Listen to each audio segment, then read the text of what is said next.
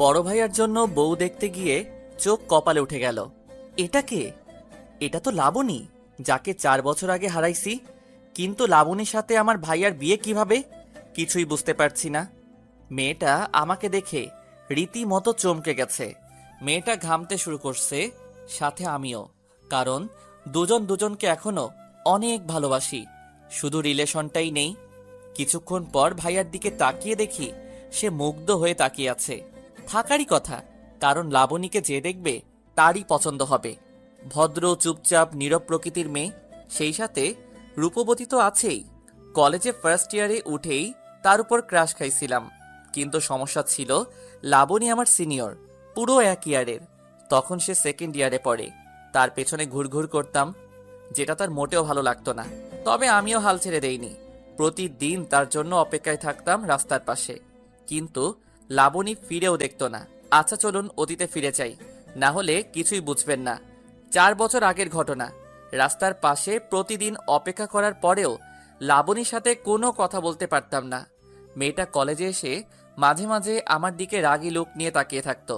তবে বুঝতাম না কেন তাকাতো। আমি আমার মতো তার জন্য অপেক্ষা করতাম, কলেজেও নজরে রাখতাম। কিন্তু এভাবে আর কতদিন? বুঝে গেছিলাম মেয়েটির সাথে আমার আর কথা বলা হবে না। তাই ভাবলাম মেয়েটাকে একবার বলেই দেখি কি হয়। সেদিন সকাল সকাল বের হয়ে রাস্তার পাশে অপেক্ষা করছিলাম। যেহেতু সে আমার সিনিয়র, তাই কলেজে বলার কোনো উপায় ছিল না, কারণ বড় ভাইয়েরা আছেই। তাই মেয়েটা ধীর পায়ে এগোতে লাগলো। আমার হার্টবিট বাড়তে লাগলো। মেয়েটা কাছে আসতে আমি বলে দিলাম, আপু, আই লাভ ইউ। বিশ্বাস করেন, মেয়েটা সেদিন আমার দিকে এমনভাবে তাকিয়েছিল, আমি প্রথমবার সরাসরি তার চোখের দিকে তাকিয়ে ভয় পেয়ে গেছিলাম। আর কোনো কিছু শোনার অপেক্ষা না করে দিলাম এক দৌড়। কিন্তু বেশিক্ষণ দৌড়াতে পারিনি। আনমনে দৌড়ানোর সময় হঠাৎ করে একটা বাইক এসে মেরে দিয়ে যায় আমাকে। রাস্তার মাঝখানে পড়ে ব্যথায় কাঁদছি। অনেকটা কেটে গেছে, মাথাও ফেটে গেছে, উঠতে পারছি না। চোখ বন্ধ হওয়ার আগ পর্যন্ত শুধু লাবণীকেই দেখেছিলাম। আর চোখ খোলার পরেও তাকেই দেখলাম। মেয়েটা হাসপাতালে নিয়ে আসছে আমাকে। আমার মাথার পাশে বসে বসে কাঁদতেছে। মেয়েটার মায়াবী মুখটা এখন আমার চোখে ভাসে। সেদিন কিছু বলতে পারলাম না, তবে বুঝতে পারলাম মেয়েটাও আমাকে ভালোবাসে। যাওয়ার আগে লাবণী একটা কথাই বলে গেছিল, এরপর থেকে সাবধানে চলবা। আর আপু বলছো কেন? তাই তো ওভাবে তাকাইছিলাম। আর আমি তার অমন চাহনি দেখে সোজা হাসপাতালে। রিলেশন ছিল 1 বছর। তার বাবার ট্রান্সফার আর তার পরীক্ষার পর অন্য জায়গায় চলে যাওয়া, এই দুইটা কারণেই ব্রেকআপ হয়েছিল আমাদের। এটাই ভাবছেন? না, আসলে এসবের কিছুই না। লাবণী আরেকটা ছেলের সাথে মেলামেশা করত, যেটা আমার মোটেও ভালো লাগতো না। অনেকবার মানা করার পরেও সে শুনেনি আমার কথা।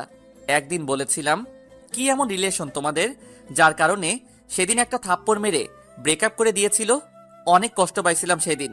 তার কিছুদিন পর দেখি সত্যি ছেলেটার সাথে রিলেশন আছে লাবণীর। আর কি, আমি ছেড়ে দিলাম এই শহর, চলে আসলাম ঢাকায়। তারপর কেটে গেছে 4 বছর। লাবণীর সাথে এই 4 বছরে দেখাও হয়নি, কথাও হয়নি। তবে ফেসবুক আইডিটা ছিল। প্রতিদিন তার টাইমলাইনে ঘুরে আসতাম আর দেখতাম মেয়েটা ছবি আপলোড দিছে সেই ছেলেটাকে সাথে নিয়ে। চলুন এবার বাস্তবে যাই। অতীত খুবই বোরিং, বাস্তবটা উত্তেজনায় ভরপুর। এতক্ষণ তো 4 বছর আগের ঘটনা বললাম, এখন 4 বছর পরের ঘটনা। অপূর্ব, কেমন লেগেছে তোর? ভাইয়া আমার দিকে রাগী লুক নিয়ে তাকালো। আমি আপন মনে হাসতে লাগলাম। আমার আর লাবণীর সম্পর্কটা ক্রস কানেকশন। প্রথমে বড় আপু, তারপর গার্লফ্রেন্ড, তারপর এক্স গার্লফ্রেন্ড, আর আজকে ভাবি। ভাবি কেন বললাম জানেন? কারণ মেয়েটাকে সবারই পছন্দ হয়েছে। হঠাৎ আমি তাকালাম লাবণীর ঠিক পিছনে, তার ছোট বোনের দিকে। অনেক বড় হয়ে গেছে আর লাবণীর মতোই সুন্দরী। মেয়েটা আমার দিকে তাকিয়ে আছে। আমিও এক দৃষ্টিতে তার দিকে তাকিয়ে ভাবছি, দুই ভাই এক বাড়িতেই বিয়ে করব। তবে লাবণীর দিকে তাকিয়ে আরেকটা জিনিস ভাবিয়ে তুলল, ছেলেটার কি হলো যার সাথে লাবণীর রিলেশন ছিল? তাহলে কি ব্রেকআপ হয়েছে? কাজের চাপে লাস্ট 2 মাস লাবণীর প্রোফাইল চেকই করা হয়নি। সে যাই হোক, এসব ভেবে লাভ নেই। কিছুক্ষণ পর আব্বু জুয়েলকে বলল, তোরা যা, কথা বল আলাদা রুমে। জুয়েল আবার আমাকে নিয়ে গেল। বলেন তো কেমন লাগে? আমি রুমের সামনে দাঁড়িয়ে আছি। হঠাৎ মেয়েটা আসলো আর আমাকে বলল, ভাইয়া একা দাঁড়িয়ে আছেন যে? কি করব বলো, তাদের সাথে তো আর যেতে পারবো না। আচ্ছা চলুন, আপনাকে পুরো বাড়িটা ঘুরিয়ে দেখাই। আচ্ছা চলো। এরপর আমি মেয়েটার পেছন পেছন হাঁটতে লাগলাম। মেয়েটা সব কিছু দেখাতে লাগলো। সব শেষে গেলাম ছাদে। ছাদে গিয়ে আমি বললাম, আচ্ছা তোমার নামটা কি? নীলা। তোমার নামটা তো খুব সুন্দর। জি ভাইয়া, আপনার নামটা কি? অপূর্ব ইসলাম। কি বললেন? অপূর্ব ইসলাম। আপনার নামটা আপনার মতোই কিউট আছে। আচ্ছা তুমি কোন ক্লাসে পড়ো? Inter second year. আচ্ছা তোমার নাম্বারটা দাও তো। কেন? এমনি দাও। সরি ভাইয়া, নাম্বার দিতে পারবো না। আচ্ছা সমস্যা নেই। তবে ফেসবুক আইডি পেতে পারেন। এ তো মেঘনা চাইতেই জল। কথা বলা শেষ করে নিচে নামতেই ধাক্কা খেলাম লাবণীর সাথে। তারপর আমি বললাম, সরি, আমি আসলে দেখি নাই। It's okay. তার হাতের আলতো স্পর্শে মনটাকে আবারও আঘাত করলো। শুকিয়ে যাওয়া ক্ষতটা আবারও ভিজে উঠল। চোখ দুটি জলে ভিজে ওঠার আগে চলে আসলাম। এরপর বাসা থেকে বের হয়ে গাড়িতে গিয়ে বসলাম। সবাই কথা বলতেছে ভিতরে। আব্বু কিছুক্ষণ তাকিয়েছিল আমার দিকে, তবে কিছু বুঝতে পারিনি। তার আগেই চলে এসেছি। লাস্ট যেদিন তার হাত ধরে হাঁটছিলাম সেদিন খুব শক্ত করে জড়িয়ে ধরেছিল আর বলেছিল, ভালোবাসি, কখনো ছেড়ে যাব না। অথচ সেই আজ কত দূরে। আজ অনেক দিন পর সেই আলতো স্পর্শে অনেক স্মৃতি মনে পড়ে গেল। চোখটা ভিজে গেছে। 4 বছরেও নিজেকে বদলাতে পারিনি। এখনো বাচ্চাদের মতো কান্না করি। ইমোশনাল গুলা আর গেল না। গাড়িতে বসে ভাবছি নীলিমার কথা। কিছুদিন পরই সে আমার ভাবি হয়ে যাবে। তখন নিজেকে সামলাবো কিভাবে? বাসাতেই থাকবো না, তখনই ভালো হবে। বসে বসে অতীত আর ভবিষ্যৎ নিয়ে ভাবতেছি। হঠাৎ নীলা মেয়েটা এসে ডাক দিল। ভাইয়া, কোনো মতে চোখটা মুছে উত্তর দিলাম, হ্যাঁ বলো। আপনার নাম্বারটা? 019226456। আমি কল দিব রাতে। আচ্ছা দিও। এরপর নীলা চলে গেল। লাবণীর তো বিয়ে হয়ে যাবে, আমাকেও বিয়ে করতে হবে। বিয়ে তো নীলাকে করব, আর সেটা একই সাথে একই দিনে। তারপর রোম্যান্স করব লাবণীকে দেখিয়ে দেখিয়ে। আমি কেন একা থাকবো? সে তো কখনো কষ্ট পায়নি, আমি কেন পাবো? আমাকে ছেড়ে দেওয়ার পর তার জীবনে অন্য কেউ একজন ছিল, আর তাকে ছেড়ে দেওয়ার পর এখন তার বিয়ে। সুতরাং খারাপ থাকার তো কোনো কারণই নাই। তার একাকিত্ব দূর করার জন্য সব সময় কেউ না কেউ ছিলই। তবে আমি কেন আজও একা আছি? কেন নিজে নিজেই কষ্ট পাচ্ছি? সে পারলে আমি কেন পারবো না? আর সবচেয়ে বড় কথা হলো, নীলাকে ভালো লাগছে। মেয়েটাও আমাকে পছন্দ করে মনে হয়। এই সুযোগে বিয়েটাও সেরে ফেলা যাবে। একাও থাকতে হবে না, কষ্টও পেতে হবে না। একটু পর আব্বু আমাকে বলে উঠল, কি রে, চলে আসলি কেন? এমনি। সবাই গাড়িতে উঠল। ড্রাইভার গাড়ি স্টার্ট করলো। কিছুক্ষণ পর আমার ছোট বোন অরিন বলল, ভাইয়া, মেয়ে পছন্দ হয়েছে তো? আমি কি বলবো, তোদের পছন্দ হয়েছে নাকি সেটা বললেই হয়। আমাদের তো অনেক পছন্দ হয়েছে। কিরে অপূর্ব, তোর কেমন লাগছে মেয়েটাকে? হা হা হা। যেই মেয়ের ভালোবাসার জন্য আজও চোখের পানি ফেলি, আর আমাকে বলতেছে মেয়েকে কেমন লাগছে। তারপর আমি বললাম, মেয়ে তো দেখতে সুন্দর আছে, আর ভাইয়ার সাথে মানাবেও ভালো। তাহলে হয়েই গেল, রাতে ওদের ফোন দিয়ে জানাবো বিয়ের কথা। সেটাই ভালো হবে, আমিও একটা ভাবি পাবো। কিরে, তুই কবে বিয়ে করবি? করব করব, কিছুদিন পর। আগে সবকিছু গুছিয়ে নেই তারপর। কিন্তু তার আগে তোকে বিয়ে দিয়ে দিব। আম্মু দেখো কি বলে। ভাইয়ার দিকে তাকিয়ে দেখলাম মিটি মিটি হাসতেছে। সবার পছন্দ হয়েছে অনেক, কোনো ঝামেলা করে লাভ নাই। ভাইয়ার সাথে বিয়ে হচ্ছে হোক। আর এমনিতেও আমি আর ওকে বিশ্বাস করতে পারবো না। যতই ভালোবাসি না কেন, বিশ্বাস একবার ভেঙে গেলে আর জোড়া লাগে না। তবে মেয়েটার ছলো ছলো চোখের চাহনি আমাকে কষ্ট কেন দিতেছে? বাসায় এসে রুমে গিয়ে ফোনটা রেখে গোসল করতেই ওয়াশরুমে চলে গেলাম। নিজেকে সামলাতে হবে, এত ইমোশনাল হলে চলবে না। একটা মায়া জাল আমাকে জড়িয়ে রেখেছে। না পারি ভুলে থাকতে, না পারি ফিরতে। সব রাস্তা যে বন্ধ। নীরব অনুভূতি বেশি কষ্ট দেয়। একটু পর গোসল শেষ করে বাইরে আসলাম। অনেকবার ভাবলাম আর ভাববো না তার কথা, তারপরেও পারলাম না। কেন জানি তার কথাই ভাবতে ইচ্ছে করছে। কেন যে দেখা হয়েছে আল্লাহ ভালো জানে। কখনো ভাবিনি এভাবে দেখা হয়ে যাবে। যাই হোক, দেখা হয়েছে, এরপর কথা হবে। আরো অনেক কিছুই হয়তো হবে। তবে তার আগেই নীলাকে নিজের করে নিতে হবে, যাতে কষ্টটা কমে যায়। আর নীলাকে ভালোবাসতে পারলে তো কথাই নাই। তখন আর মনে পড়বে না লাবণীর কথা। রাতে খাওয়া শেষ করে ছাদে দাঁড়িয়ে আছি। প্যাকেট থেকে একটা সিগারেট বের করে মাত্র ধরাইছি, ঠিক তখনই ফোন আসলো। ফোনটা রিসিভ করলাম। হ্যালো। আসসালামু আলাইকুম। ওয়ালাইকুম আসসালাম।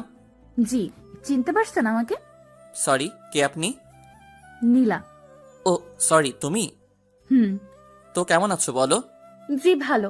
আপনি? ভালো। আপনি কি ফ্রি আছেন? হ্যাঁ, কেন?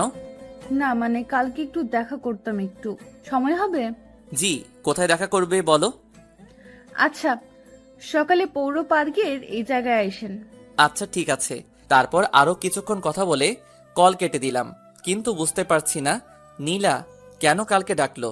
নীলা কি একা আসবে নাকি লাবণীও সাথে আসবে? কিছুক্ষণ ভাবলাম, তারপরেই যদি একা আসে তাহলে তো ভালো, আর যদি লাবণীকে নিয়ে আসে তাহলে তো সমস্যা, হয়তো অনেক কিছু গোলমাল হয়ে যাবে। লাবণীকে একা পেয়ে হয়তো কথা বলার ইচ্ছেটা প্রচন্ড বেড়ে যাবে। বলতে পারবো কিনা জানি না, অনেক কথাই তো জমে আছে। আর কয়েকটা প্রশ্ন যেগুলোর উত্তর না জানলে হয়তো জীবনটা এইরকম কষ্টের মধ্যে কাটবে। এখন আর এসব চিন্তা করে লাভ নেই, যা হওয়ার তা হবেই। দেখাই যাক না কি হয়। একটা রাত পরেই দেখা হচ্ছে। সিগারেট শেষ করে রুমে গিয়ে শুয়ে পড়লাম। পরের দিন সকালে ঘুম ভাঙতেই খেয়াল করলাম 8টা বেজে গেছে। 9টায় যেতে হবে। তাড়াতাড়ি উঠে ফ্রেশ হয়ে নিলাম। তারপর হালকা নাস্তা খেয়ে বেরিয়ে পড়লাম। পাশ দিয়ে রিক্সা চলে গেল কয়টা। আমি হাঁটছি আর ভাবতেছি, যদি সত্যিই ভাইয়ার সাথে নীলিমার বিয়ে হয় তাহলে কি আমি এক বাড়িতে থাকতে পারবো, নাকি নিজেকে সামলাতে পারবো না? লাবণী কি পারবে সামলাতে? তার তো কোনো সমস্যা হবে না, কারণ একটার পর একটা তার লাইফে আছেই। সেখানে আমি থাকলেই কি আর না থাকলেই কি? এসব ভাবতে ভাবতে চলে আসছি জায়গাটায়, কিন্তু কেউ নাই এখানে। নিরিবিলি একটা জায়গা। ঘড়ির দিকে তাকিয়ে দেখি আরো 6 মিনিট সময় বাকি আছে। হালকা রোদ্দুরে হালকা ছায়া ভালোই লাগতেছে আজ প্রকৃতিকে, কিন্তু কেন জানি মনটা উদাস। আবার অস্থিরতা কাজ করছে কে আসবে সেটা ভেবে। ঘড়ির দিকে তাকিয়ে দেখি 9টা 1 বেজে গেছে। কিছুক্ষণ পর তাকিয়ে দেখি শাড়ি পরা 2টা মেয়ে আসতেছে, তার মানে লাবণীও আছে। নিজেকে মানসিকভাবে প্রস্তুত করলাম, মাথা নিচু করে আছি। দুইজনে এসে আমার সামনে দাঁড়াতেই আমি মাথা নিচু করে ফেললাম। কি করব, কি বলবো কিছুই বুঝতে পারছি না। মস্তিষ্ক মনে হয় বিকল হয়ে যাবে এবার। একটু পর নীলা আমাকে বলে উঠল, অপূর্ব ভাইয়া, আপু আপনার সাথে কথা বলবে, তাই আপনাকে ডাকা। কি কথা বলবেন বলেন ভাবি। নীলা, তুই একটু ওইদিকে যা। আচ্ছা যাচ্ছি। জি ভাবি বলুন, কি বলবেন? তুমি ভাবি কেন বলতেছো? তো কি বলবো, কয়দিন পরেই তো আপনার বিয়ে আমার ভাইয়ের সাথে, তখন তো ভাবি বলতে হবে, তাই এখন থেকেই প্রস্তুতি নিচ্ছি আর কি। হ্যাঁ, কয়দিন পর বিয়ে? এখনো তো আর বিয়ে হয়নি, তাই না? হয়নি, তবে খুব শীঘ্রই হবে। আচ্ছা, যেটা বলতে আসছিলাম, জি ভাবি বলুন। I am sorry for everything. তোমার সাথে অনেক খারাপ করেছি, আমি তার জন্য মাফ চাইতে এসেছি। আমাকে মাফ করে দিও। আরে ভাবি, এটা কোনো কথা? আমি আপনাকে অনেক আগেই মাফ করে দিয়েছি, আর আপনি যেহেতু আমার ভাবি তাই আর কিছু মনে রাখার দরকার নেই। দেখো অপূর্ব, আমি সত্যিই চাই তোমাকে, কিন্তু এখন আর সম্ভব না। জি ধন্যবাদ, তবে সম্ভব থাকলেও আর আমাকে পাবেন না। ঠিক আছে, বেশি কথা বলতে পারবো না। নীলা আছে, শুধু এইটুকুই বলবো, মাফ করে দিও। জি ভাবি অবশ্যই। দুজন নিজেদের চোখের পানি মুছে আবার স্বাভাবিক হয়ে গেলাম। নীলাকে ডাক দিলাম, নীলা এদিকে আসো। নীলা আমাদের কাছে আসলো আর বলল, কথা বলা শেষ? হ্যাঁ, তোমার আপুও না বিয়েই হয়নি এখনো, তার মধ্যেই ভাইয়ার খোঁজ খবর নিতে চলে আসছে। ও সরি, ভাইয়ার নাম্বারটা তো দিলাম না। হুম। নাম্বারটা নাও, 0185851181। আচ্ছা সানভি ভাইয়া শুনুন, আপনার সাথে আমার কিছু কথা আছে। হ্যাঁ বলো। আপনি কবে বিয়ে করবেন? ভাবতেছি আমি আর ভাইয়া একসাথে বিয়ে সেরে ফেলবো, দেখি ভালো মেয়ে পাই কিনা। খুঁজেন, পেয়ে যাবেন। হ্যাঁ দেখি, যদি আপনার মতো কাউকে পাই তাহলে তো ভালোই হতো। হুম। আচ্ছা আমি যাই, আমার একটা কাজ আছে।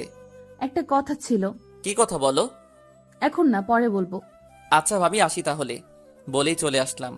বুঝতে পারলাম নিজেকে সামলে নিতে কোনো সমস্যা হবে না, কারণ আমি লাবণীর চোখে ভালোবাসা দেখিনি। তার চোখ আজ কথা বলেনি। হ্যাঁ সে কেঁদেছে, কিন্তু এটাও মনে রাখতে হবে মেয়েরা ছিচকাদুনে অল্পতেই কাঁদতে পারে, আমরা ছেলেরা পারি না। আমাদের ইমোশন মেয়েদের চাইতে বেশি, তবে সেটা প্রকাশ করি না।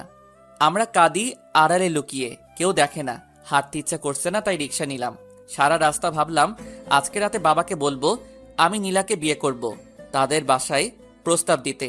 আমি একা থাকলে শিওর কিছু একটা ঘটবেই। যদি নীলা সাথে থাকে তাহলে নিজেকে অনেকটা সামলে নিতে পারবো। মেয়েটার চোখে ভালোবাসা দেখেছি। বাসায় ঢুকে আগে আম্মুর রুমে গেলাম। গিয়ে দেখি আম্মু আর অরিন বসে আছে রুমে। আমি রুমে ঢুকে আম্মুকে বললাম, আম্মু ক্ষুধা লাগছে, টেবিলে খাবার রাখা আছে, খেয়ে নে। তোমার হাতে খাবো, খাইয়ে দিবা? দেখ পাগল ছেলে কি বলে, এত বড় হয়ে গেছে এখনো আম্মুর হাতে খেতে হবে? তুমি খাইয়ে দিবা কিনা সেটা বলো। ভাইয়া, তোর জন্য একটা খুশির খবর আছে। কি খুশির খবর? তোকে খাইয়ে দেওয়ার জন্য একটা লোক আনবো ভাবতেছি। ভাবি বানিয়ে বিয়ে করবি? আগে তোর বিয়ে দিব, তারপর আমি করব। আম্মু, এবার কিন্তু ওকে মারবো আমি। আম্মু তুমি খাইয়ে দিবা কিনা তাই বলো। আচ্ছা দিতেছি। আমি কি করলাম তাহলে? আমাকেও খাইয়ে দিতে হবে? আচ্ছা দুজনকেই খাইয়ে দেবো, দাঁড়া খাবার নিয়ে আসতেছি। আম্মু রুম থেকে বের হতেই অরিনের গাল ধরে জোরে টেনে দিলাম। অরিনের সবচেয়ে অপছন্দের কাজ এটা। অরিন রেগে গিয়ে আমার চুল টেনে দিল। ভাই বোনের ঝগড়ার মধ্যে মন খারাপ উদাও হয়ে গেল। আর আম্মুর হাতে খাবার খেয়ে লাবণীর কথা ভুলেই গেলাম। আমার মন খারাপ থাকলে চানাচুর খাই, নয়তো আম্মুর হাতে খাবার খাই। মন খারাপ কোথায় চলে যায় নিজেও জানি না। খাওয়া দাওয়া শেষ করে ঘুমালাম একটু। বিকেলে ঘুম ভাঙতেই দেখলাম নীলা কল দিয়েছিল। আমি উঠে ফ্রেশ হলাম, তারপর ছাদে গিয়ে নীলাকে কল দিলাম। কলটা রিসিভ করতে নীলা বলল, হ্যালো। হ্যাঁ কল দিয়েছিলে দেখলাম। হ্যাঁ, কোনো সমস্যা আছে আপনার? সমস্যা কেন থাকবে? তাহলে? কিছু না, বলো কি বলবে। না, বলবো না। কেন বলবা না? কারণ আপনি তখন আমার কল রিসিভ করেন নাই। আমি অনেক রাগ করছি, তাই এখন বলবো না। আমি তখন ঘুমাচ্ছিলাম, তাই রিসিভ করতে পারিনি। আমি জানি না এত কিছু। আমি রাগ করছি, এখন যদি আপনি রাগ ভাঙাতে পারেন তাহলে কথাটা বলবো, নয়তো বলবো না। আচ্ছা একটা কথার উত্তর দাও তো, কি কথা? তুমি বিয়ে করবা কবে? সেটা আব্বু আম্মু জানে। আমাকে বিয়ে করবে? মানে? মানে বিয়ে করবে আমাকে? তোমার আপু আর আমার ভাইয়া, আমি আর তুমি করবে বিয়ে? জানি না। আরে রাগ করলে নাকি? আমি তো মজা করতেছিলাম। ও, রাগ করিনি, আমি ভাবছিলাম সিরিয়াসলি বলছেন। আরে না, তোমার তো বিয়ের বয়স হয়নি। কি? আমার 18 বছর হয়েছে আরো 2 মাস আগেই। তারপরেও তুমি তো পিচ্ছি এখনো, কেমন জানি বাচ্চা বাচ্চা লাগে। আপনার সাথে কোনো কথা নাই। আচ্ছা ঠিক আছে, তুমি বাচ্চা না, বুড়ি। এবার ঠিক আছে? ধুর, রাখলাম, বাই। বলেই কল কেটে দিল। হা হা হা, মেয়েটাকে রাগিয়ে বেশ মজা পাইলাম। তবে আরেকটা জিনিস বুঝলাম, মেয়েটা আমাকে ভালোবাসে। আর বিয়ের প্রস্তাব দিলেও কোনো সমস্যা নাই। যেহেতু আমি জব করি সেহেতু কোনো সমস্যা হবে না। কথা বলতে বলতে অনেকটা রাত হয়ে গেছে, খেয়ালই করিনি। রাতের আকাশ বরাবরই আমার ভালো লাগে। কেন জানি অন্ধকার খুব পছন্দ আমার। সবাই যেখানে দিনের বেলায় ঘোরাঘুরি করে আমি সেখানে রাতে ঘুরি। রাতটাই কেন জানি ভালো লাগে। পকেট থেকে সিগারেটের প্যাকেট বের করে কেবলমাত্র সিগারেট ধরালাম, ঠিক তখনই অরিন ছাদে চলে আসলো। আমার হাতে সিগারেট দেখে বলতে শুরু করলো, ভাইয়া, তুই আবার সিগারেট খাচ্ছিস? আচ্ছা ফেলে দিতেছি। সব কয়টা আমাকে দে। কেন? দিতে বলছি, দে। আমি সিগারেটের প্যাকেটটা অরিনের হাতে দিলাম। ও সব কয়টা সিগারেট বের করে একটা একটা করে সব কয়টা সিগারেট ভেঙে ফেললো। এরপর বলল, এবার টাকা দে। ধর 100 টাকা নে। 1000 টাকা লাগবে। একটা ড্রেস দেখছি, 1000 টাকা। শর্ট আছে, তুই দিবি এখন? কি? 1000 দিতে পারবো না। দাঁড়া, আম্মুকে ডাকতেছি। আম্মু! আরে থাম থাম, দিতেছি। যা বিকাশ করলাম। আচ্ছা, খরচ সহ দিবি? আচ্ছা দিতেছি, তাও এবারের মতো মাফ কর। মানে আমি সব শুনেছি। আর এবার তোরও একটা ব্যবস্থা হয়ে যাবে। টাকা তো আর এমনি এমনি নিলাম না। সিগারেট খাওয়ার অপরাধে 1000 টাকা নিলে হারাম হয়ে যাবে। তাই একটা কাজ করে দিয়ে তারপর নিব। মানে? বলেই দৌড়ে চলে গেল। আমি মনে হয় এবার গেলাম, জানি না কি বলবে। সবার আদর পেয়ে একদম মাথায় উঠে গেছে। আমি শিওর এখন গিয়ে আব্বুকে বলে দিবে আমার আর নীলার কথা। আল্লাহ, এবারের মতো বাঁচিয়ে দাও। অরিন নিচে চলে গেল। মাথা ঘুরতেছে আমার। ও সব বলে দেওয়ার আগে আমাকে বলতে হবে, নয়তো আব্বু অন্য কিছু মনে করবে। তখন আবার ঝামেলা হতে পারে। তাড়াতাড়ি করে নিচে চলে গেলাম। আব্বু রুমে গিয়ে দেখি আব্বু আর আম্মু দুজনেই বসে আছে। আমি গিয়ে বললাম, আব্বু একটা কথা ছিল। কি কথা বল? আব্বু আসলে কিভাবে যে বলি, সত্যি অনেক লজ্জা লাগতেছে। নিজের বিয়ের কথা নিজে কিভাবে বলবো বলেন? কে কি করলো সেটা দেখার বিষয় না, আমি কি করলাম সেটাই দেখার বিষয়। লজ্জা তো করবে, তাই না? এরপর আব্বু বলল, এত ভাবার কি আছে, যা বলার বলে দে। আব্বু আসলে আমি বিয়ে করতে চাই। কি বুঝি নাই, আবার বল। বিয়ে করবে? বিয়ে লুকিয়ে লুকিয়ে? আর কয়দিন প্রেম করবে? এইবার মনে হয় সব গেল, কারণ আব্বু প্রেম প্রেম একদম পছন্দ করে না। এরপর আব্বু বলল, মানে কি? তাহলে কি এতদিন অপূর্ব তাহলে প্রেম করেছে আমাদের না জানিয়ে? কেউ কি জানিয়ে প্রেম করে নাকি? তা মেয়েটা কে শুনি? নীলা, কোন নীলা? আমার বড় ভাইয়ের হবু বউয়ের ছোট বোন। অপূর্ব, আমি কখনো ভাবিনি তুই এমন একটা কাজ করবি যা আমাদের সামনে থেকে। আব্বু আমি প্রেম করিনি, শুধু ভালো লাগছে তাই বলতে আসছিলাম যে ভাইয়ার আর আমার বিয়েটা একসাথে সেরে ফেললে কেমন হয়। আব্বু ধমক দিয়ে আমাকে বলল, চুপ কর বেয়াদব, কথা বলবি না একদম, চুপচাপ নিজের রুমে যা। আব্বুর কথা মতো রুমে চলে আসলাম, কিন্তু কেমন জানি লাগতেছে।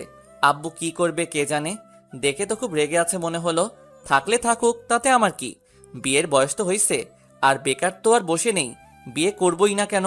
বিয়ে না করালে পালিয়ে যাব। তবুও লাবণীর সাথে এক বাড়িতে একা থাকা সম্ভব না, কখন কি ঘটে বলা যায় না। এখন নীলাই আমার সব, নীলাকে নিয়েই স্বপ্ন দেখতে হবে, তাকে নিয়েই বাঁচতে হবে।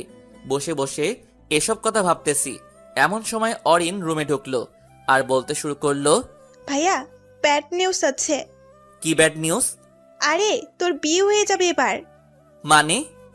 মানে হলো, আব্বু আর আম্মুর কথা শুনে যেটা বুঝলাম সেটা হলো, কালকে আব্বু আর আম্মু আবার যাবে ওদের বাসায়, আর তারপর নীলা ভাবির সাথে তোমার বিয়ে ঠিক করবে। কি সত্যি?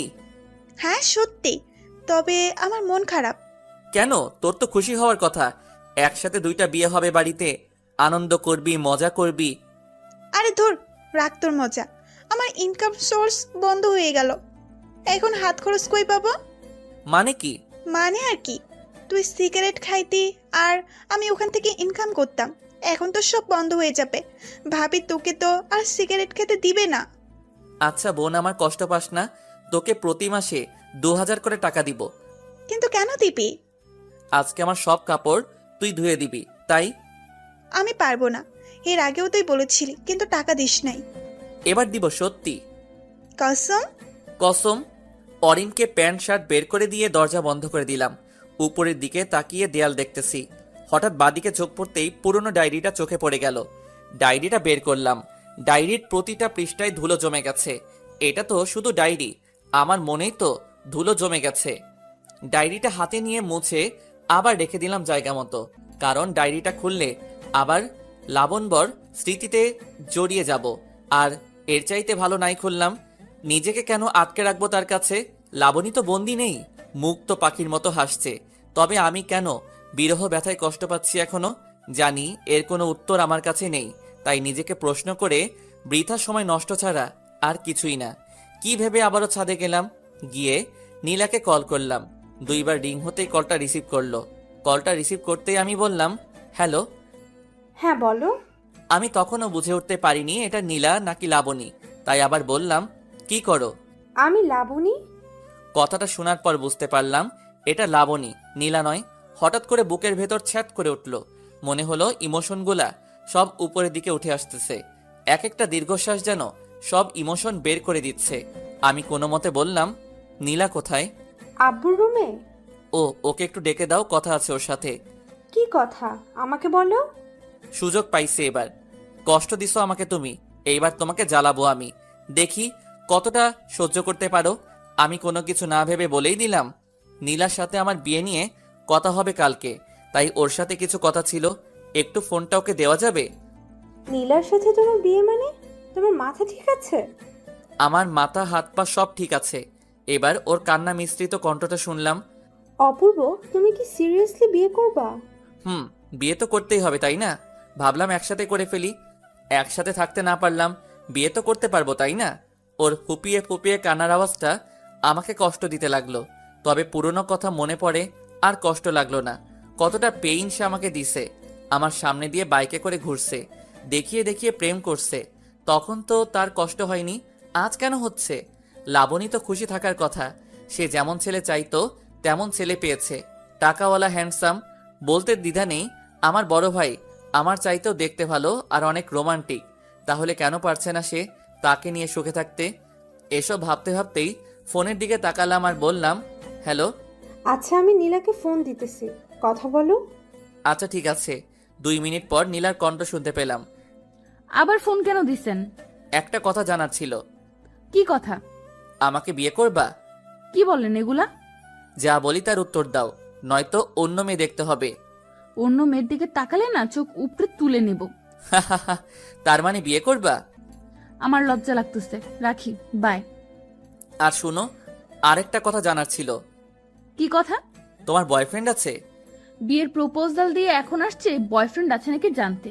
সরি, আসলে আমি জানতাম না তোমার বয়ফ্রেন্ড আছে। আমি মানা করে দিতেছি বাবাকে। বেশি বুঝেন কেন এত? শোনেন, আমার বয়ফ্রেন্ড নাই। ফোনটা কেটে গেল। লজ্জা পাইছে। আপন মনে হেসে উঠলাম। মনে হয় এবার সত্যি নীলার প্রেমে পড়ে গেছি আমি। উত্তেজনা কাজ করছে ভিতরে, কি হবে কালকে সেটাই ভেবে। তবে মনে হয় না খারাপ কিছু হবে, কারণ ভাইয়ার সাথে লাবণীর বিয়ে ঠিক হতে পারলে আমার সাথে নীলার কেন হবে না? এত চিন্তা করে লাভ নেই, এর চাইতে ভালো ঘুমিয়ে পড়ি, যা হয় কালকে দেখা যাবে। পরের দিন সকালে ঘুম ভাঙলো আব্বুর ডাকে। এই যে ওঠেন, সকাল হয়ে গেছে। আব্বু, এত সকালে ডাকতেছো কেন? 9টা বাজে, এখনো সকাল? ও, অফিসের সময় হয়ে গেছে? আজকে অফিসে যেতে হবে না। কেন? আপনার জন্য মেয়ে দেখতে যাব, উঠেন তাড়াতাড়ি। কোন মেয়ে? আছে একজন, আমার বন্ধুর মেয়ে। তুই যা করছস, কখনো আবার কার সাথে পালিয়ে যায় বলা তো যায় না, তাই তোকে বিয়ে করাবো তোর ভাইয়ের সাথে। কিন্তু আমি তো নীলাকে। নীলাকে? কি? কিছু না। তাড়াতাড়ি আয়, সবাই অপেক্ষা করতেছে তোর জন্য। আচ্ছা তুমি যাও, আমি আসতেছি। আব্বু আবার কি শুরু করলো আল্লাহই ভালো জানে, কোন মেয়েকে আবার ধরে আনবে। যাই হোক, আমি ডিরেক্ট বলে দিব আমার পছন্দ হয়নি, নীলাকে ছাড়া কাউকে বিয়ে করব না আমি, এটাই ফাইনাল। গোসল করে রেডি হয়ে বের হলাম। আব্বু, আম্মু আর অরিন বসে আছে নিচে। নিচে যেতেই অরিন আমার দিকে তাকিয়ে মুচকি হেসে দিল। বোনটাও যা হইছে, সবার আদর পেয়ে একদম দুষ্টু হয়ে গেছে। আব্বু আম্মু আমাকে দেখে বের হতেই অরিনকে বললাম, ও তুই তো বললি নীলার সাথে আমার বিয়ে। আমি শুধু শুনছি তোকে বিয়ে করাবে, আমি ভাবছি নীলার সাথেই করাবে, তাই বলছি। আমি কি জানতাম নাকি যে আব্বুর বন্ধুর মেয়ের সাথে তোর বিয়ে ঠিক করবে? ভালো করছস, আমার লাইফটা শেষ হয়ে যাবে যদি নীলাকে বিয়ে না করতে পারি। মেয়েটাকে অনেক ভালোবেসে ফেলছি। তা তো আসবেই, আমার বড় ভাইয়ের বইয়ের ছোট বোন বলে কথা, ভালোবাসতে হবে না? তবে আফসোস, তোর বিয়ে অন্য কারোর সাথে। হুম, এত কথা না বলে চল এখন দেখি কোন পেতনির সাথে বিয়ে করাই। চল। কথা বলতে বলতে গিয়ে গাড়িতে উঠলাম। ড্রাইভার নাই, তাই নিজেকেই ড্রাইভ করতে হবে।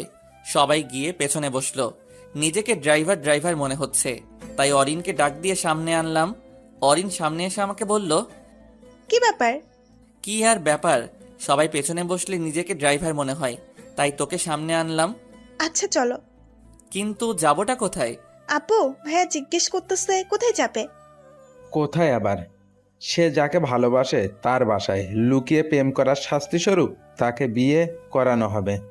আব্বুর কথা শুনে সেই লেভেলের খুশি লাগছে। মিথ্যা বলল কেন তাহলে?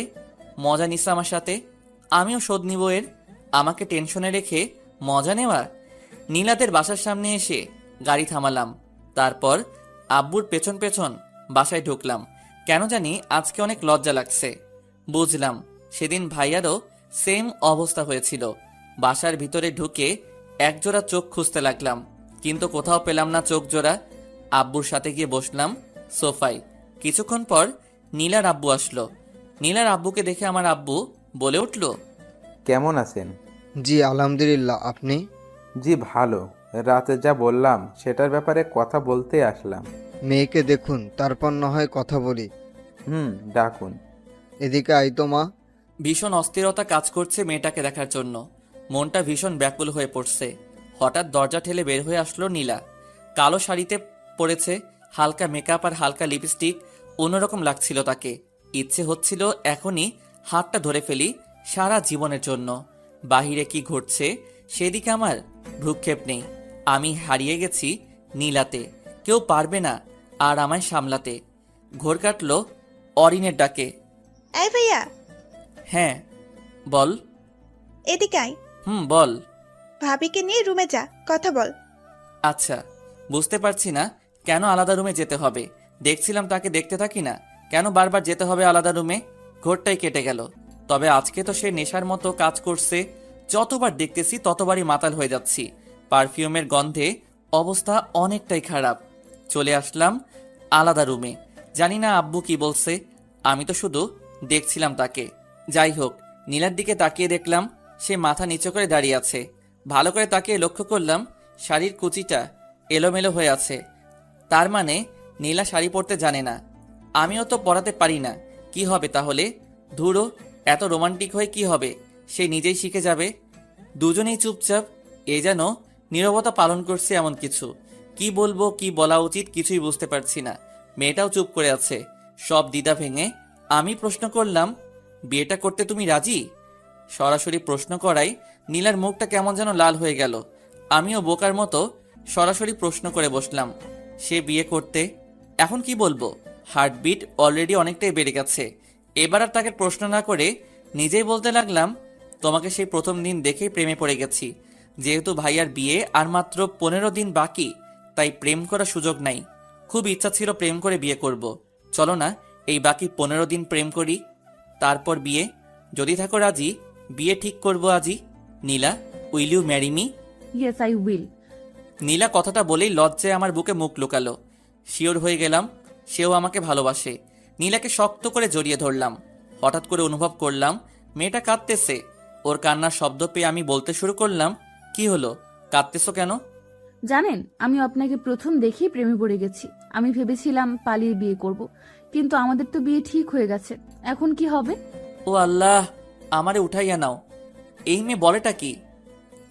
নীলার কোমরে হাত রেখে টান দিতেই আমার বুকের সাথে এসে আটকে গেল। এমন সময় দরজায় টোকা পড়ল। উফ, এখনই আসতে হলো। এরপর নীলার কানে কানে বললাম, তোমাদের বাসায় প্রাইভেসি নাই? আমার কথাটা শুনে নীলা খিলখিল করে হাসতে শুরু করলো। আমি দরজা খুলে দেখলাম বাইরে লাবণী দাঁড়িয়ে আছে। লাবণী আমাকে দেখে কেমন জানি হয়ে গেল, ছটপট ভিতরে ঢুকে গেল।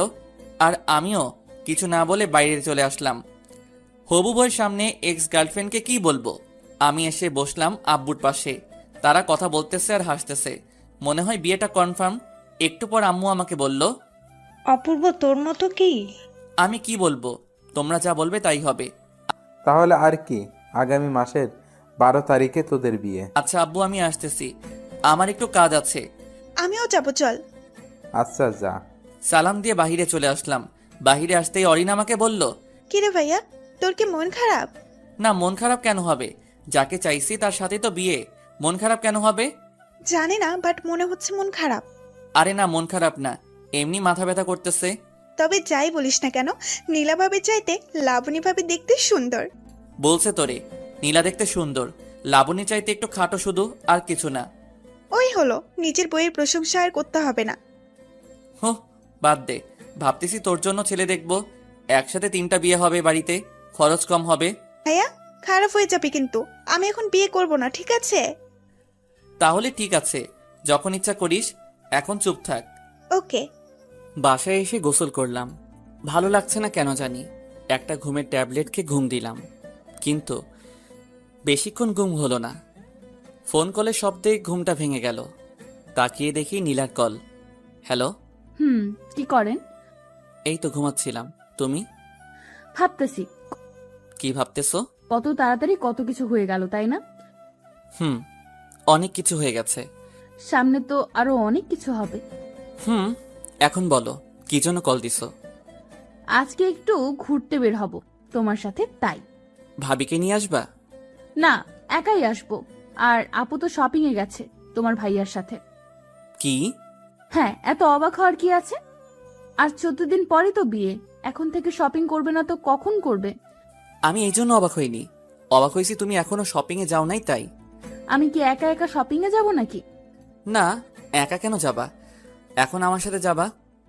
রেডি হয়ে নাও তাড়াতাড়ি। সত্যি নিয়ে যাবেন? না, মিথ্যা মিথ্যা নিয়ে যাব। তুমি রেডি হয়ে নাও তাড়াতাড়ি, 3টা 30 মিনিটের মধ্যে আসবা। আচ্ছা আপনি দাঁড়ান টঙের দোকানে, আমি আসতেছি। আচ্ছা, তাড়াতাড়ি আসবা। ঠিক আছে, বাই। রেডি হয়ে মামার দোকানে গিয়ে দেখি সব বন্ধুরা একসাথে আড্ডা দিতেছে। কাজের চাপে পড়ে অনেকদিন আড্ডা দেওয়া হয় না। গিয়ে বসলাম ওদের সাথে। কিরে, কি খবর? তোকে তো আর দেখাই যায় না। কেমনে দেখবি, সারাদিন তো অফিসেই থাকি। তা ঠিক, তবে বাবার এত টাকা কি করবি? তোর চাকরি করার কি দরকার? শোন ভাই, তোদের বাবার টাকা আছে, তোরা বসে বসে খা, আমারে জ্ঞান দিস না। আচ্ছা ঠিক আছে, আজকে রাত 9টায় পার্টি আছে, তুই আসবি। কিসের পার্টি? আমার গার্লফ্রেন্ডের বার্থডে। আচ্ছা, আসবো। আমি বাহিরের দিকে তাকিয়ে দেখি নীলা আসতেছে, তাই আমি ওদেরকে বললাম, দোস্ত, একটা জিনিস বলা হয়নি। কি?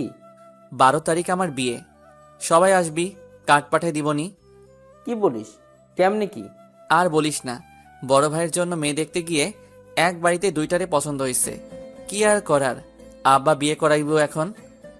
ভালো, সবাই দেখি বিয়ে করতেছে, তুই বিয়ে করলে আর 2 জন বাকি। আচ্ছা দোস্ত থাক, রাতে কথা হবে। নীলা আসতেছে।